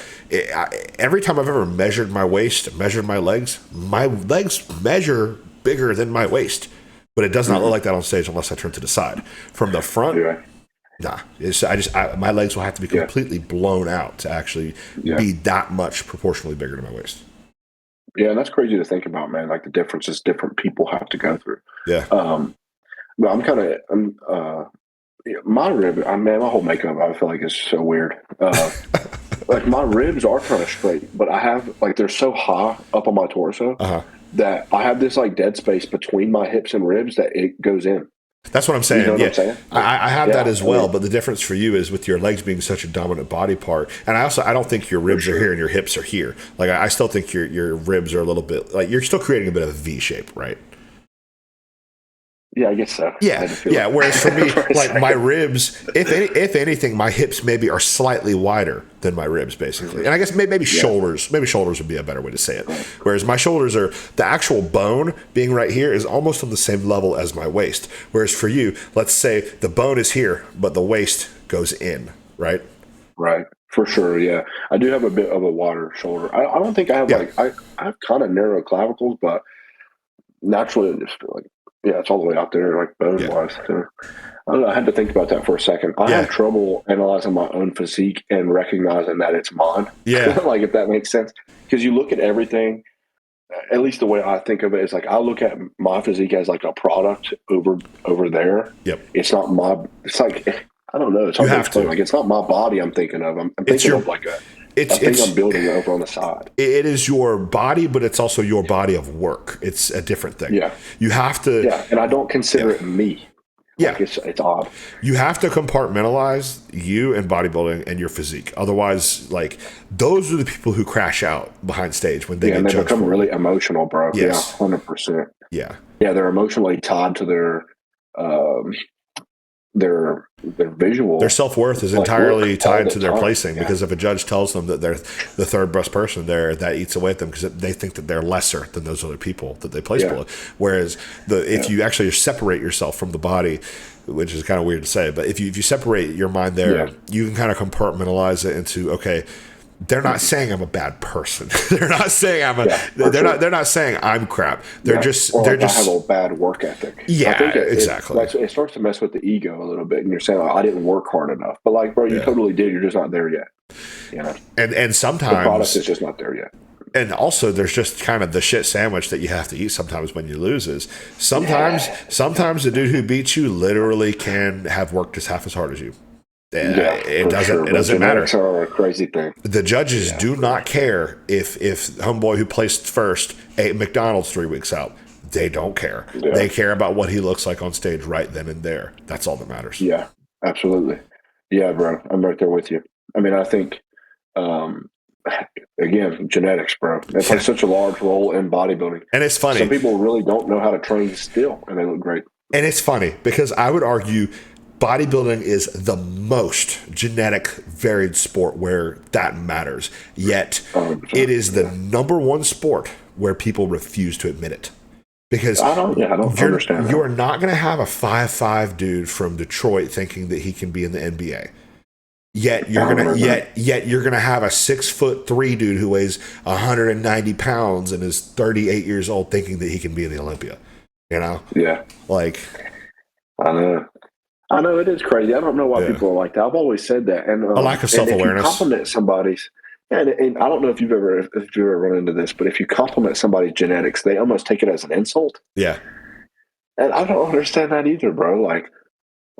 Like the way I didn't choose my genetics, you yeah, know. So like, if you want to compliment my genetics, hey man, I appreciate it. You complimenting my family and God right now. That's not yeah. like I chose You this, you know. picked the So right like, parents, bro. that's what I'm saying. Like, I mean, you know, the way things happened in the past, and then I came about, you know, and I happen to have these traits from my mom, dad's side of the family, and it just worked that way because that's the way things go. Yeah. And you end up looking the way you do, and you end up being able to do certain things, getting away with it. And I mean, genetics go so far, like as It's drug everything. tolerance, and It's literally yeah, everything. dude, I mean, And that's the thing too. People say I have bad genetics. I have good genetics. It's like, what does that mean? That can mean 25 different things just within a conversation. for real. I know I've had conversations like that in the past, and I hear somebody say their genetics are bad. I'm like, have you ever even tried?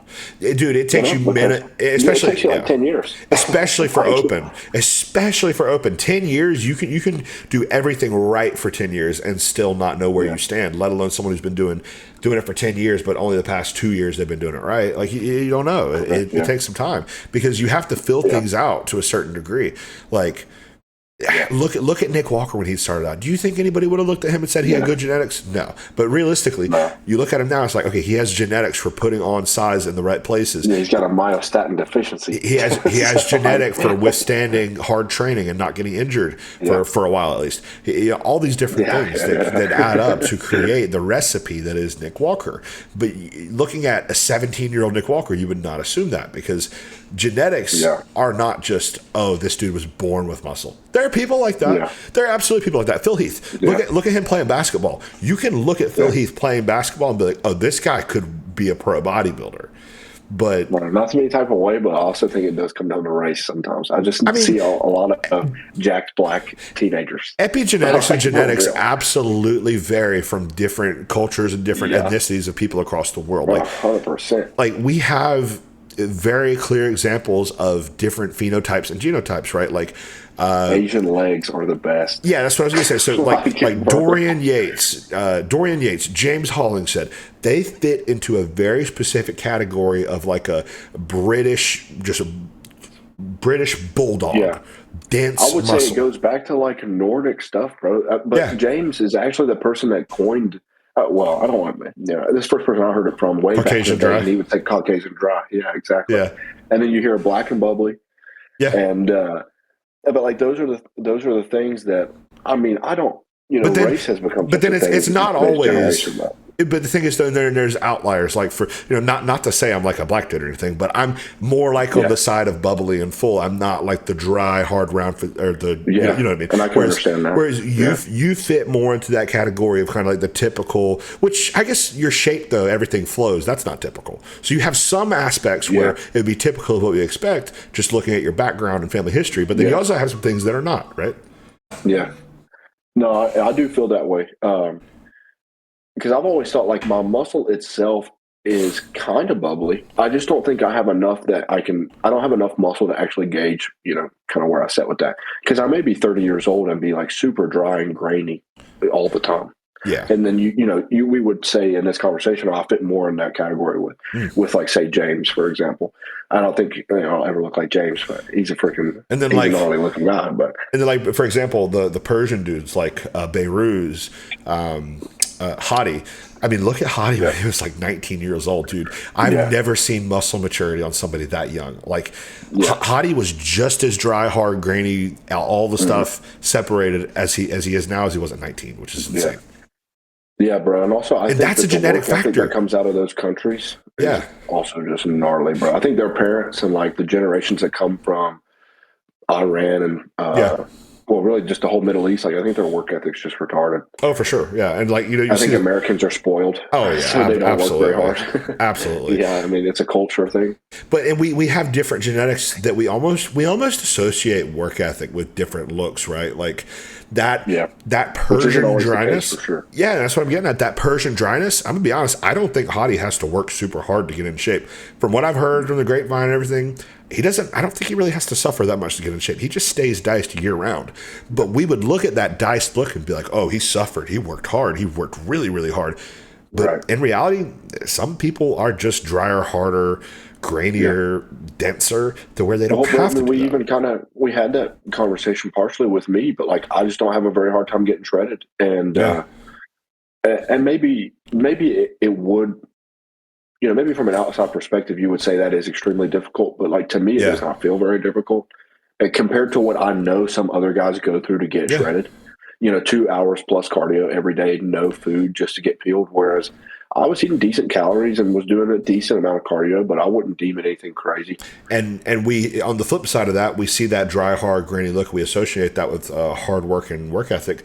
Then we also see the guy like Samson, like Akeem, like Andrew before he really needed it, because in Andrew's case, it actually was work ethic. But what I'm getting at is with the guys like with the guys like Akeem, Samson, we think it's work ethic, but really there's just this limitation. It's like thick skin, bro. It's the thickness of the skin. It's how the water is carried. It's how the muscle looks and inserts, and what it is you got to play to your strengths to a certain point, right? Like for you, for example, like we were talking earlier, I think you coming in a bit more peeled and dry and flat is a good look for you, because that's what your body's naturally going towards. Whereas me, someone who I'm a bit rounder, fuller, but I don't have that detail, I don't have that dryness, at least not yet. Maybe I should play more to my strengths of erring on the side of fullness, right? And that's what I did actually. My very first show, I did what you did. I carved up on, well, not that you carved up low, but for me, it's what it took. I carved up on nothing but white fish and like 100 grams of rice with each meal. And I was flat as a board. I looked horrible. I was absolutely more peeled at my first show than I was at my second show, but I placed way worse because it wasn't a good look for me. Whereas the second show, I would say I was actually spilled, so it was a little bit too much in that direction, but I placed a whole lot better, and the judges rewarded that look because it was more in line with what my body is supposed to do. Yeah, for sure. And I do think it's a better look for you, generally speaking, because I think it's like, you correct me if I'm wrong, but like I feel like you have kind of long arms.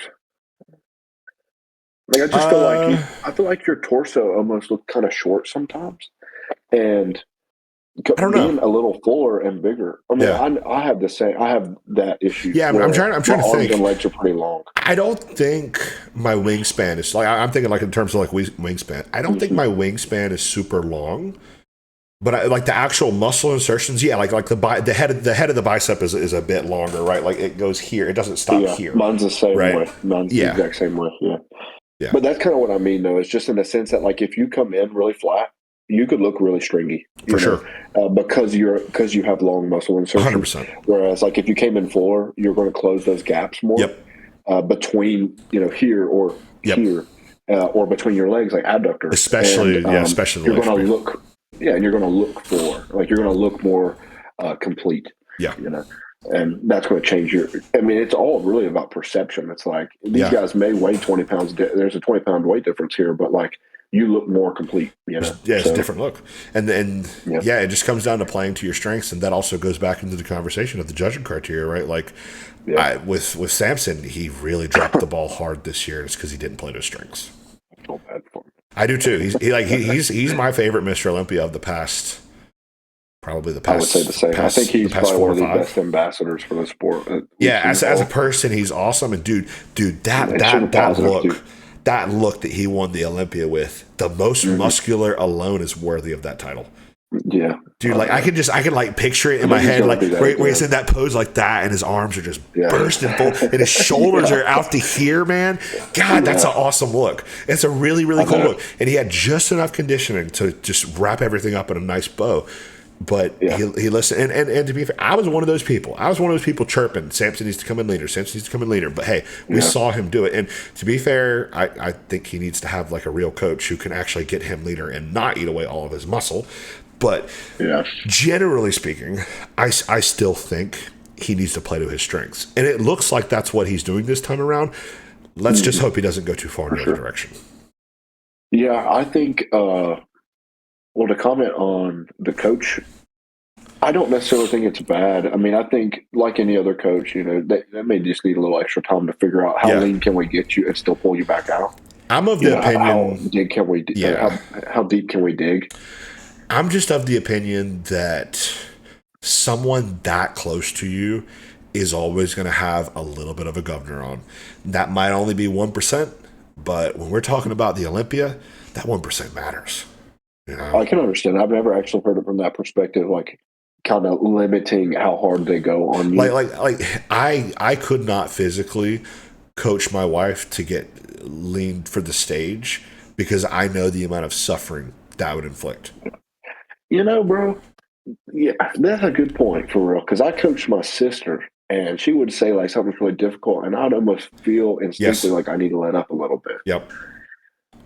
But then also like I do. She's my younger sister, so I was kind of being hard on her And sometimes. even if you don't feel it, like because I think Samson's wife is objectively a good coach. She's done good work with him in the Yeah, past, and she herself was a good competitor and stuff like that. It can be something you're not even aware of. It can be just yeah, this little thing in the back of your mind, like, okay, you know what? I was thinking, I think we need to bump the cardio to 40. Let's do 35. I think we need to go down to 100 egg whites. Let's do 110. Like little itty bitty things yeah. that can add up, and at that level, that matters. Or it could even be the reverse, where you're Yes, like, I don't want to be that person, so I'm going to go extra hard, and exactly. then you end up, and that could have been what happened. I think that's what happened actually. Yeah, Yeah, they could be like, we're going to go even harder, and they're both in that same mindset, so they're okay with it. But yeah, maybe they dug a little too deep, not realizing like maybe we're going a little too hard here. yeah. Because I think when Samson did that guest And posing, they're both emotionally invested. That's yes, another thing. Is yeah. like they both are, because they share a home. They literally share. But I will also say that we don't know the conversations they have, and Oh, maybe for they sure. have figured out the perfect recipe to not be biased in one way or the other, and maybe they really did just make the mistake that they made, and it just happened the way it did, and maybe they'll learn from this experience and say, okay, now I know exactly what I need to do, and Yeah. we're gonna figure it out come November. But And um, God bless him if he decides to stick with her. I hope they win. I believe he will, because he was actually he did an interview and was like, she's not going anywhere, and I Oh, respect yeah, of that course she's because not going anywhere. But like, I mean, even if they added in like a second coach as like a third eye, like that's basically what that's they what they were did doing with with Milos. Milos. I think they should Yeah, just go back to 100%. that, honestly. But Yeah, not with yeah, Milos, but I agree. Yeah, like yeah, maybe like a Chris Aceto yeah. or I think Chris Aceto would be a who else is pretty perfect big? coach for Samson because he's very laissez I do faire. think so. Yeah. Yeah, I think he's coaching Andrew Jack, does he not? I mean, they kind of Yeah, have the same body type. same archetype there. I feel like Chris Aceto has kind of figured out exactly what to do with Andrew, as we've seen. Yeah, He's done pretty good this last year. So, yeah, it wouldn't be bad. I mean, like have Mel be his main coach, and then just pull in a second coach for because an objective look on things. as great it is to have your coach with you, I think that it can be a bad thing to have your coach seeing you literally every single day because we're human Hmm. beings. At a certain point, your eye is going to get desensitized, right? Yeah, Like, for sure. and there's a difference between sending check-ins to a coach every single day than physically seeing somebody in person, literally for 16 waking hours every single day of the week. Like, Hmm. at a certain point, you're going to miss something, almost just from Yeah. overexposure, right? Hmm. Yeah, and you also start to kind of build preferences, Yeah, and not objective ones either. You're like, I like your arms this way, yeah. or I like the fullness this way. I like certain things this way. I think it looks better on you, but maybe that's not what the judges are going for, and you lose track of feedback because you start to go towards your preferences. So I mean, It could be but that can, it could go either way, man. it Like it's just, such a yeah. nuanced It all conversation just to goes back have into because the subjectivity of bodybuilding, right? Like it it's does. tough. Yeah. It's tough. It's such What a are the judges looking for this year? I do not envy the position of those judges, dude. Like Yeah, man. with classic. It's like a ref. It's like a referee. No Oh, matter dude. what they do, and, they're and getting talked. also too, like we were talking about with classic and open, I don't include men's physique or 212 because 212 there's a stark contrast as who should have won and who should have lost, and then with men's physique, I'm gonna be honest, I just kind of don't care. But I don't care. No. with men's open and then classic, it's like literally all top three they could have been flip flopped any which way. Yeah. I don't think anybody would have complained. I don't think Mm-hmm. anybody would have complained if Mike won Classic. I don't think anybody would have complained if Terrence or Ramon won Classic. I don't think anybody Mm-hmm. would have complained if, well, clearly people have complained since Derek won, right? But I don't think anybody would have I actually complained. wish Derek would freaking lose already. Man. I'm not a fan of Derek. I can't lie. I will say this: Not to be a hater. I saw his prejudging look because I was watching the Olympia live. I saw that prejudging look, and I was like, "He's going to win." I can just tell, like the roundness, the Bro, I mean, fullness. yeah, we see him, and I'm like, yeah, he's probably going to freaking win again. But Yeah, like I said, not to be a hater, I know I sound kind of pessimistic about it, but I just don't prefer the really short guys winning, bro. I yeah, think he that's looked fair. kind of like a fridge. I kind of feel the same way about Hottie. I do Yeah. believe Hottie looks tighter, and therefore I mean, they should reward that because he is literally in better condition. There's no other way around it. I mean, maybe it's not condition, maybe it's not body fat percentage necessarily, but it's definitely like the Water retention. amount of muscle that I can see. Yeah, he looks saran wrapped, bro. Like he looks so tight Yeah. that it immediately my eye goes to Hottie the first, and then I start analyzing what I'm seeing, and I don't always choose Hottie at the end, but man, he catches my eye. But here's right there with Andrew Jackson Sampson because they all have eye-catching traits. But Derek, to me, bro, until he hits a back double, and that's the only shot that I feel like will draw your eye. His like, his side poses are still pretty good too, especially the side chest. I just don't feel that way though. I just don't think like there's enough detail there. When you look at there's no detail in his front double bicep in terms of the arms and stuff. Yeah, in the he's side, got great shape. In the side chest, he actually does have a lot of detail in his arms. Surprisingly, it's very strange, like how you can have so much. I mean, I like his like side leg detail. I think Derek's side leg looks freaking awesome. Yeah, but like I just don't think that. I mean, and we're not there in person. You know? Yeah, of course. I know it looks so different in person, but these are things that I'm echoing that I've heard from people who were there in person. It's like we go back into that judging criteria. It's like I'm with you for. I think Hottie probably has more tools to win than Derek, but here's the thing: what's one of the main criteria? Symmetry. Hottie has a big asymmetry in his legs. One leg is much larger than the other. That kind of automatically knocks him out of the conversation for number one. Then we have Andrew. Older before fix that. Then we have Andrew. What knocks him out of the conversation?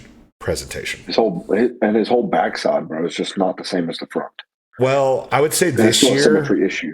I think his backside was on par enough, and his conditioning was on par enough to where he could have won it this year. I think literally the only thing stopping Andrew Jack from being Mr. Olympia this year was posing. That's it. Yeah, and it got better too, but it was better, but it's still bad. I would still just say that the back just doesn't match the front. It did better. Better. But the fact that it's even like something that could be talked about, I feel like proves the point that it's just not there yet. Yeah. Because you wouldn't be noticing, at least in my opinion, I wouldn't notice that if I did not feel like it wasn't a problem. Yeah.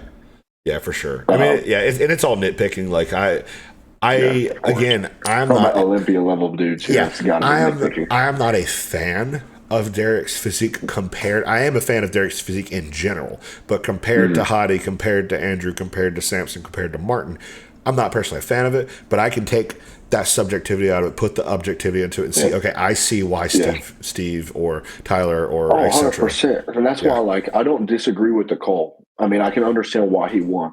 But if it came down to preference, I would not have Derek winning. For sure. Yep, and that's what makes it. I prefer a more statuesque looking person to win. I agree. I mean, I still think I don't think anybody would have been mad if Andrew won, man.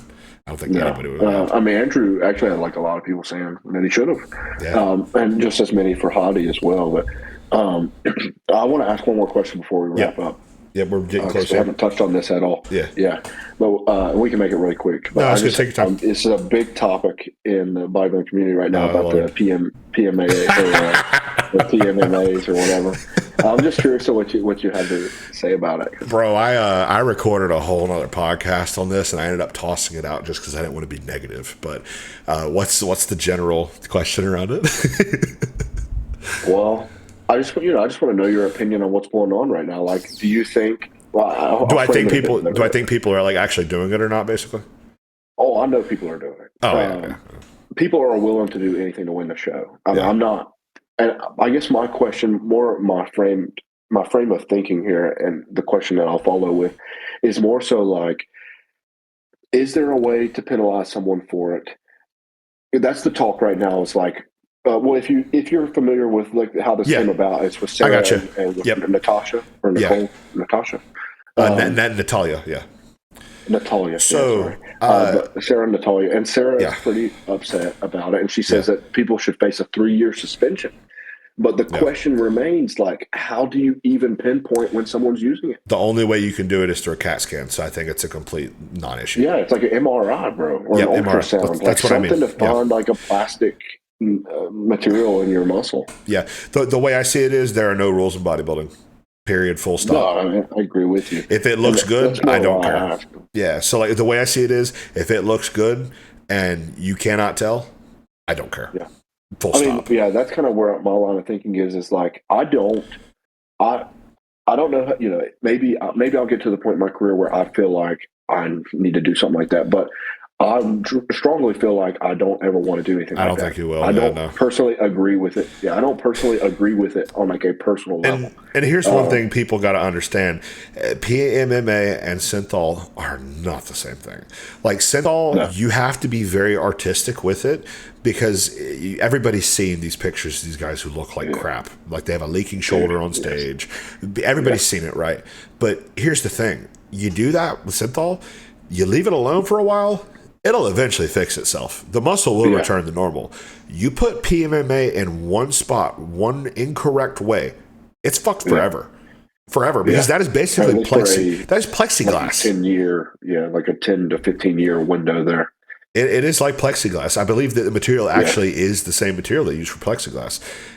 That's disgusting. I personally do not believe there are many, if any, people doing it in bodybuilding and PMMA. That is synthol, different story. I think you could probably flip a coin and see somebody who's doing some type of site injection or even. I mean, that comes down to simply as something as somebody putting their gear in their shoulders is going to make their shoulders look a different way. So. I mean, I don't know if I would say that like I don't believe anyone's doing. I'm sure there would be more people. I think you could probably name it on one hand because it is so risky. It is so risky, so risky. Like you would have to get. The thing is, you would have to be the first person to try it. And guess who the first person that we're pretty commonly aware of who tried it was? Rich Piana. He didn't look like, I mean, like it's a cool look, but you put that look on stage, it's horrible. No. It's absolutely. It lacks a lot of detail. It lacks any detail. It lacks any detail. I mean, it's like he was huge, but it didn't look very authentic either. No. I mean, it looks like he has shoulder pads on because he kind of did. Yeah. Yeah. Like it's a cool, freaky look, but like I just think the risk to reward is so skewed. I do not think. Now, I'm talking like bodybuilding. I don't know, but there are some real experts out there, man, that know exactly like expert. But here's the thing: they're experts. They haven't done it. They don't know people who have done it. Like now in bodybuilding, well, I don't know, bro. I think you're kind of tripping because I think if I'm not mistaken, maybe I'm naming the wrong guy, but like, isn't Chris Aceto like the known guy that gets his clients to use? So you're thinking of Synthol, Essiclean, and then there's another one. Yes. Does not. I would just put them all under the same. Okay, No, I understand, but I do put them under the same umbrella like that. They know how to use these things and it not in a very small amount. Okay. And it not be super noticeable. Yes. But when people go off on their own to do it is when the mistakes are made. With Synthol, with Essiclean, and there's one more that I can't remember the name of. And there's also hyaluronic acid and stuff. That stuff, so many people are doing it. But PMMA specifically, almost no one, especially in bodybuilding, because the risk to reward is so low. Like I was saying with the Duba Synthol leaking out of his shoulder on stage, there's a little bit of room for error with that. With PMMA, you fuck it up, you're done. Your competitive career is done. Now, with Synthol, that is based on what people have said at high levels. Yes, there are people like Charles Glass is known for specifically going into Gold's Venice. That's what I've heard. Gold's Venice, but that's not PMMA. That's Synthol, and it's actually Essiclean. Nolotol, that's the other name. Nolotol, I do know. Yeah. These are all things. So Nolotol and Essiclean go into the muscle and temporarily inflame it.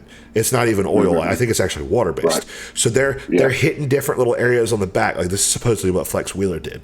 They're hitting little different areas on the Flex back. Wheeler self-admittedly to make it come out. Absolutely, there are people that are doing that 100%, and there are absolutely guys using the Synthol on their arms, Synthol on their rear delts, stuff like that. But PMMA, it is so risky because, again, if you mess up Synthol, take a break, try again.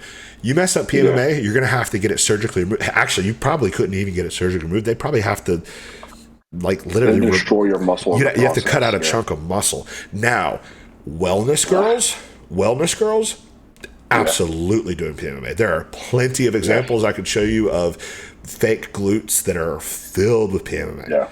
But, and now maybe there's some examples of guys doing it like in their calves. Mm-hmm. No, I mean, I can understand what you're saying now. Yeah, I mean, well, anyway, I just kind of wanted to ask the question because it seems to be a big topic right now. But if you just want to lump all of that into one category, yes, you're right. But I as someone who I've always been super interested in like the category because like one of my first influences was Rich Piana, so like I wanted to know from a very young age, it's like what's going on with his arms because I know that's not muscle. So I've known about the whole PMMA thing for going back to 2016, 10 years now, and that I just do not believe that is super common because the error in it is too high. Now maybe if people are speculating that when Derek got that pec tear that he put some in there. I don't know about all that, but that's something that's like a specific case use that I could see.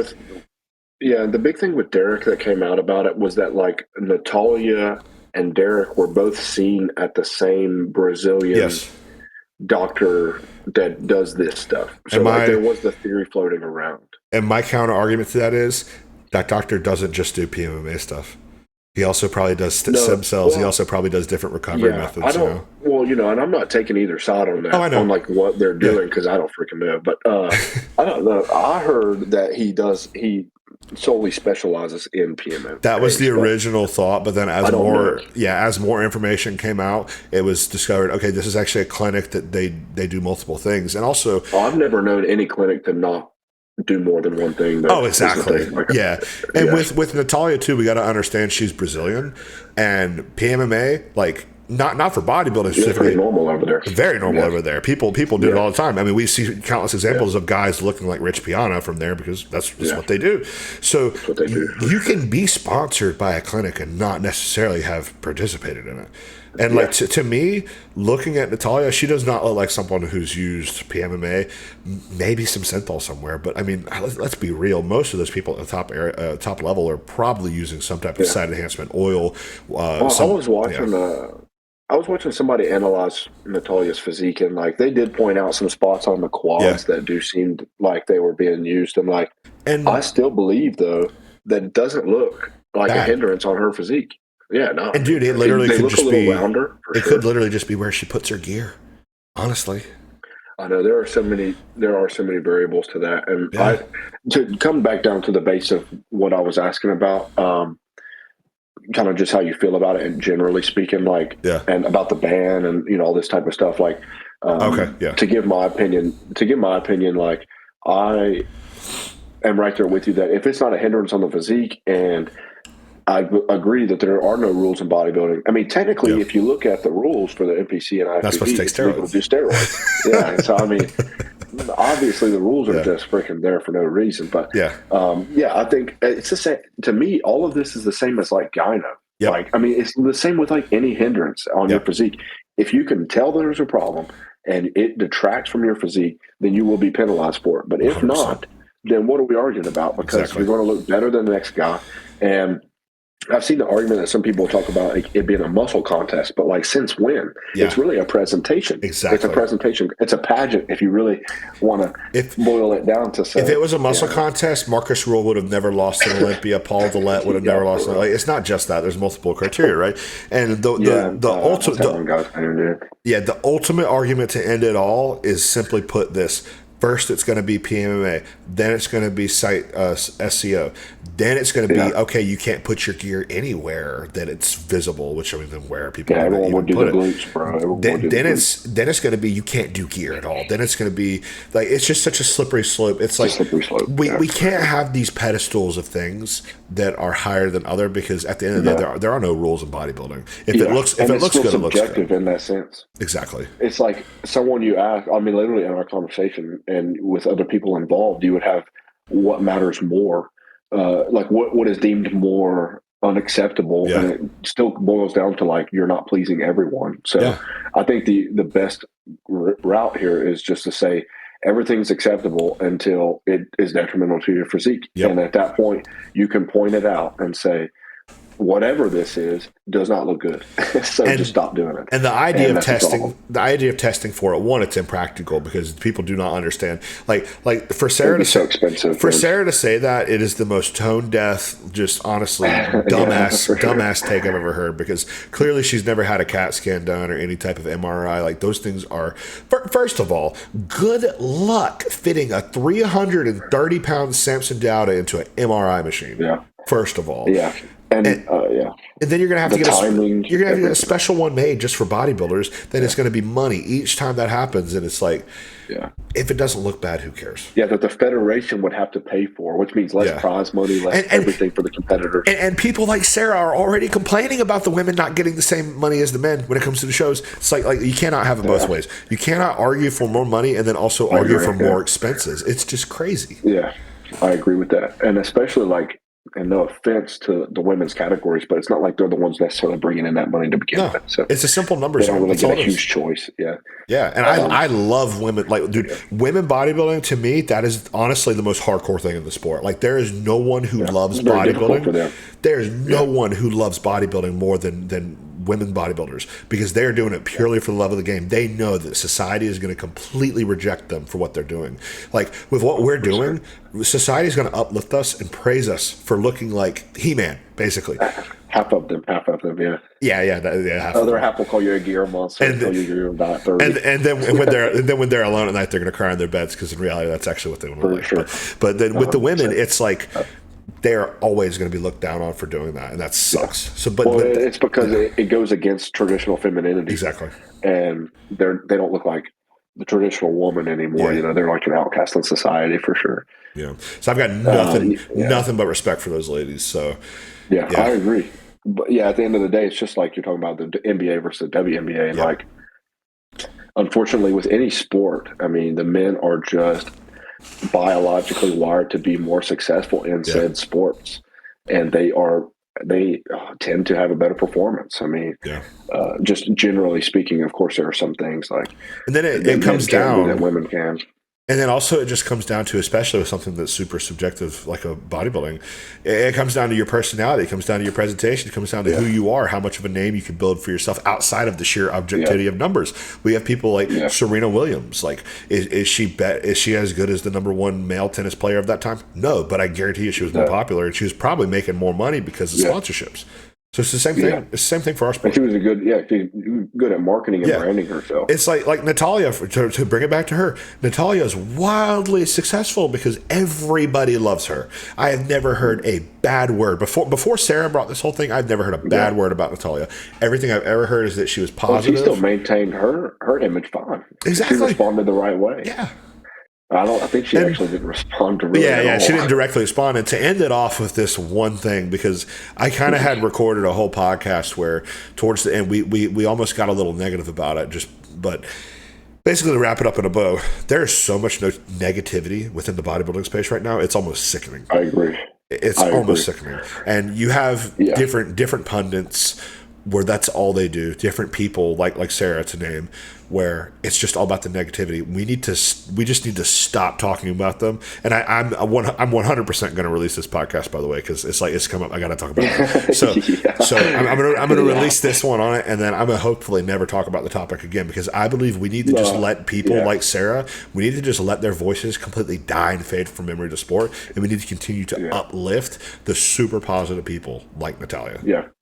Well, it's like a positive reinforcement, like that you do with a child or a dog or whatever. I'm not comparing her to that, of course, but I'm saying the same method of positive reinforcement with people, where you reward positive behavior, and you'll say like, okay, but you just don't really entertain the negative one, and you kind of let it die out on its own. And I completely understand what you're saying. And I didn't even mean to get this deep into it. I just it's a fun topic. Your opinion. It's a fun topic for sure, man. Like that's why. Yeah, and because I didn't mean to be negative about it either. No, and I don't think we were. I don't think we were. Yeah. Back when we talked about that on the other podcast that I hadn't released, I'll probably release it now. Honestly, I was going to, anyways. Actually, really thinking about it, but that was like the majority of the show. Like I think it was an hour and a half episode, and we talked about it for probably the majority of that. Whereas this, it's kind of in the back end of the conversation we already had on top of it. So it's sure. And like I said, I was just curious to know kind of your thoughts on it, because it's a hot topic. It is actually starting to die down a little. Thank God. So hopefully it continues. Yeah, I was going to say hopefully it continues to just kind of die out and people quit talking about it, because the reaction to Sarah's reaction to all of this has been purely like without being too mean about it. Like a lot of people have just completely disregarded what her opinion is, because I think most people how impractical it would be to try and set any boundaries on it. So you can't really entertain it past this point because the answer is still, what the heck are we going to do about it? And it's unfortunate yeah. to see a few kind of, there's specifically like some people who are kind of, I don't want to say washed up, but they used to compete a long time ago and they have some bones to pick. Talking about it. Yeah, that have kind of. That was with it, with Chris Tuttle. I know who. I know, not him. Chris Tuttle's a great guy. He would never do that. I know who their name is, but I'm not going to name him. Who was it? It was Chris Cormier. It's Chris Cormier. Yes. Yeah, Chris Cormier is always. He's always been really against like SEO, and basically Flex Wheeler blatantly used SEO. Yeah, he was self-admitted. Yeah, and it looked fucking awesome. So they didn't care, basically. Yeah. And Chris, and realistically, Chris was amazing, a legend of the sport, but he would never beat Flex regardless of that. So he just always had a bone to pick with the SYNTHOL crowd and the SEO crowd and stuff like that. So anytime he can kind of take a little stab at that crowd, he will. So he aligned himself with Sarah, but I think he's the only one who did. Everybody else is against what she's saying. Thank God. Yeah, man. Well, and like I said at the beginning, on a personal level, I agree. I don't agree with them. I don't think that it's a good idea. I think that it's like you're saying. I mean, I wouldn't want to play with fire like that, and I don't think it's good for your health in the slightest. I mean, we're already putting, talking about steroids and everything. We're already doing damage to ourselves. Why would I want to add that to the mix? But I mean, people legitimately think that is one of the major correlative factors in why Rich Piana died. Bro, how could it not be? I don't mean to, all respect to the man for sure, but like hero, no way that didn't cause problems. No way it didn't cause problems. I watched Rich Piana growing up as well. Like that's what got me into it. He was popping off at the time, 2016. We're talking about. He was popping off. I was watching him as well, and that's what I was getting into it. And he was like, "Stop overanalyzing, get in there, lift heavy." Exactly. Exactly. Yeah. Exactly. Well, perfect. Well, I gotta eat a meal. So we're gonna have to wrap it up here twice. I know. So I do apologize for that. But no, you're fine. You're fine. Nice. Trust me. I got the stop record button right there. If I wasn't enjoying the conversation, I would have hit it, and I did not hit it. So. But yes, as always, it is a pleasure talking with you, brother. I appreciate you coming on and doing this, and we'll have you back on here shortly. I want to do we did one of those. You might have seen. We did one of those big ones where it was like 4 of us. I would love to get you in on one of those. That'd be super fun. Yeah. Oh, dude, I will definitely join. I am such a bad person when it comes to trying to stay on top of like being involved in Discord and stuff. Yeah. So definitely try to text me directly, and I will try and plan around it for sure. Yeah. I'm such a like out of sight, out of mind person. I get caught up in whatever's in front of me, and I just don't pay attention to anything else. sneak peek for the last 5-minute crew. I'm going to probably try to set one of those up. I have an interview scheduled for Friday. I'm going to probably try to set one of those up like Saturday or Sunday. So just kind of be on the lookout. Yeah, I'm going to be super free this weekend if I'm not mistaken. Speaking of Discord, for the last 5-minute crew, we just started because in the past we've had a private Discord server, which we're on right now for filming the podcast. Right. We have just released a Discord server to the public for you guys all to join, to share your progress, ask questions for the show, just ask general help. And it's going to I want to create a community where everyone can just come together and benefit from the knowledge that each individual person has to share. So all of that will be linked in the description below. All of Jaden's social medias will be linked in below as well as mine. And this has been another episode of the Iron Obsession podcast. Thank you guys for watching.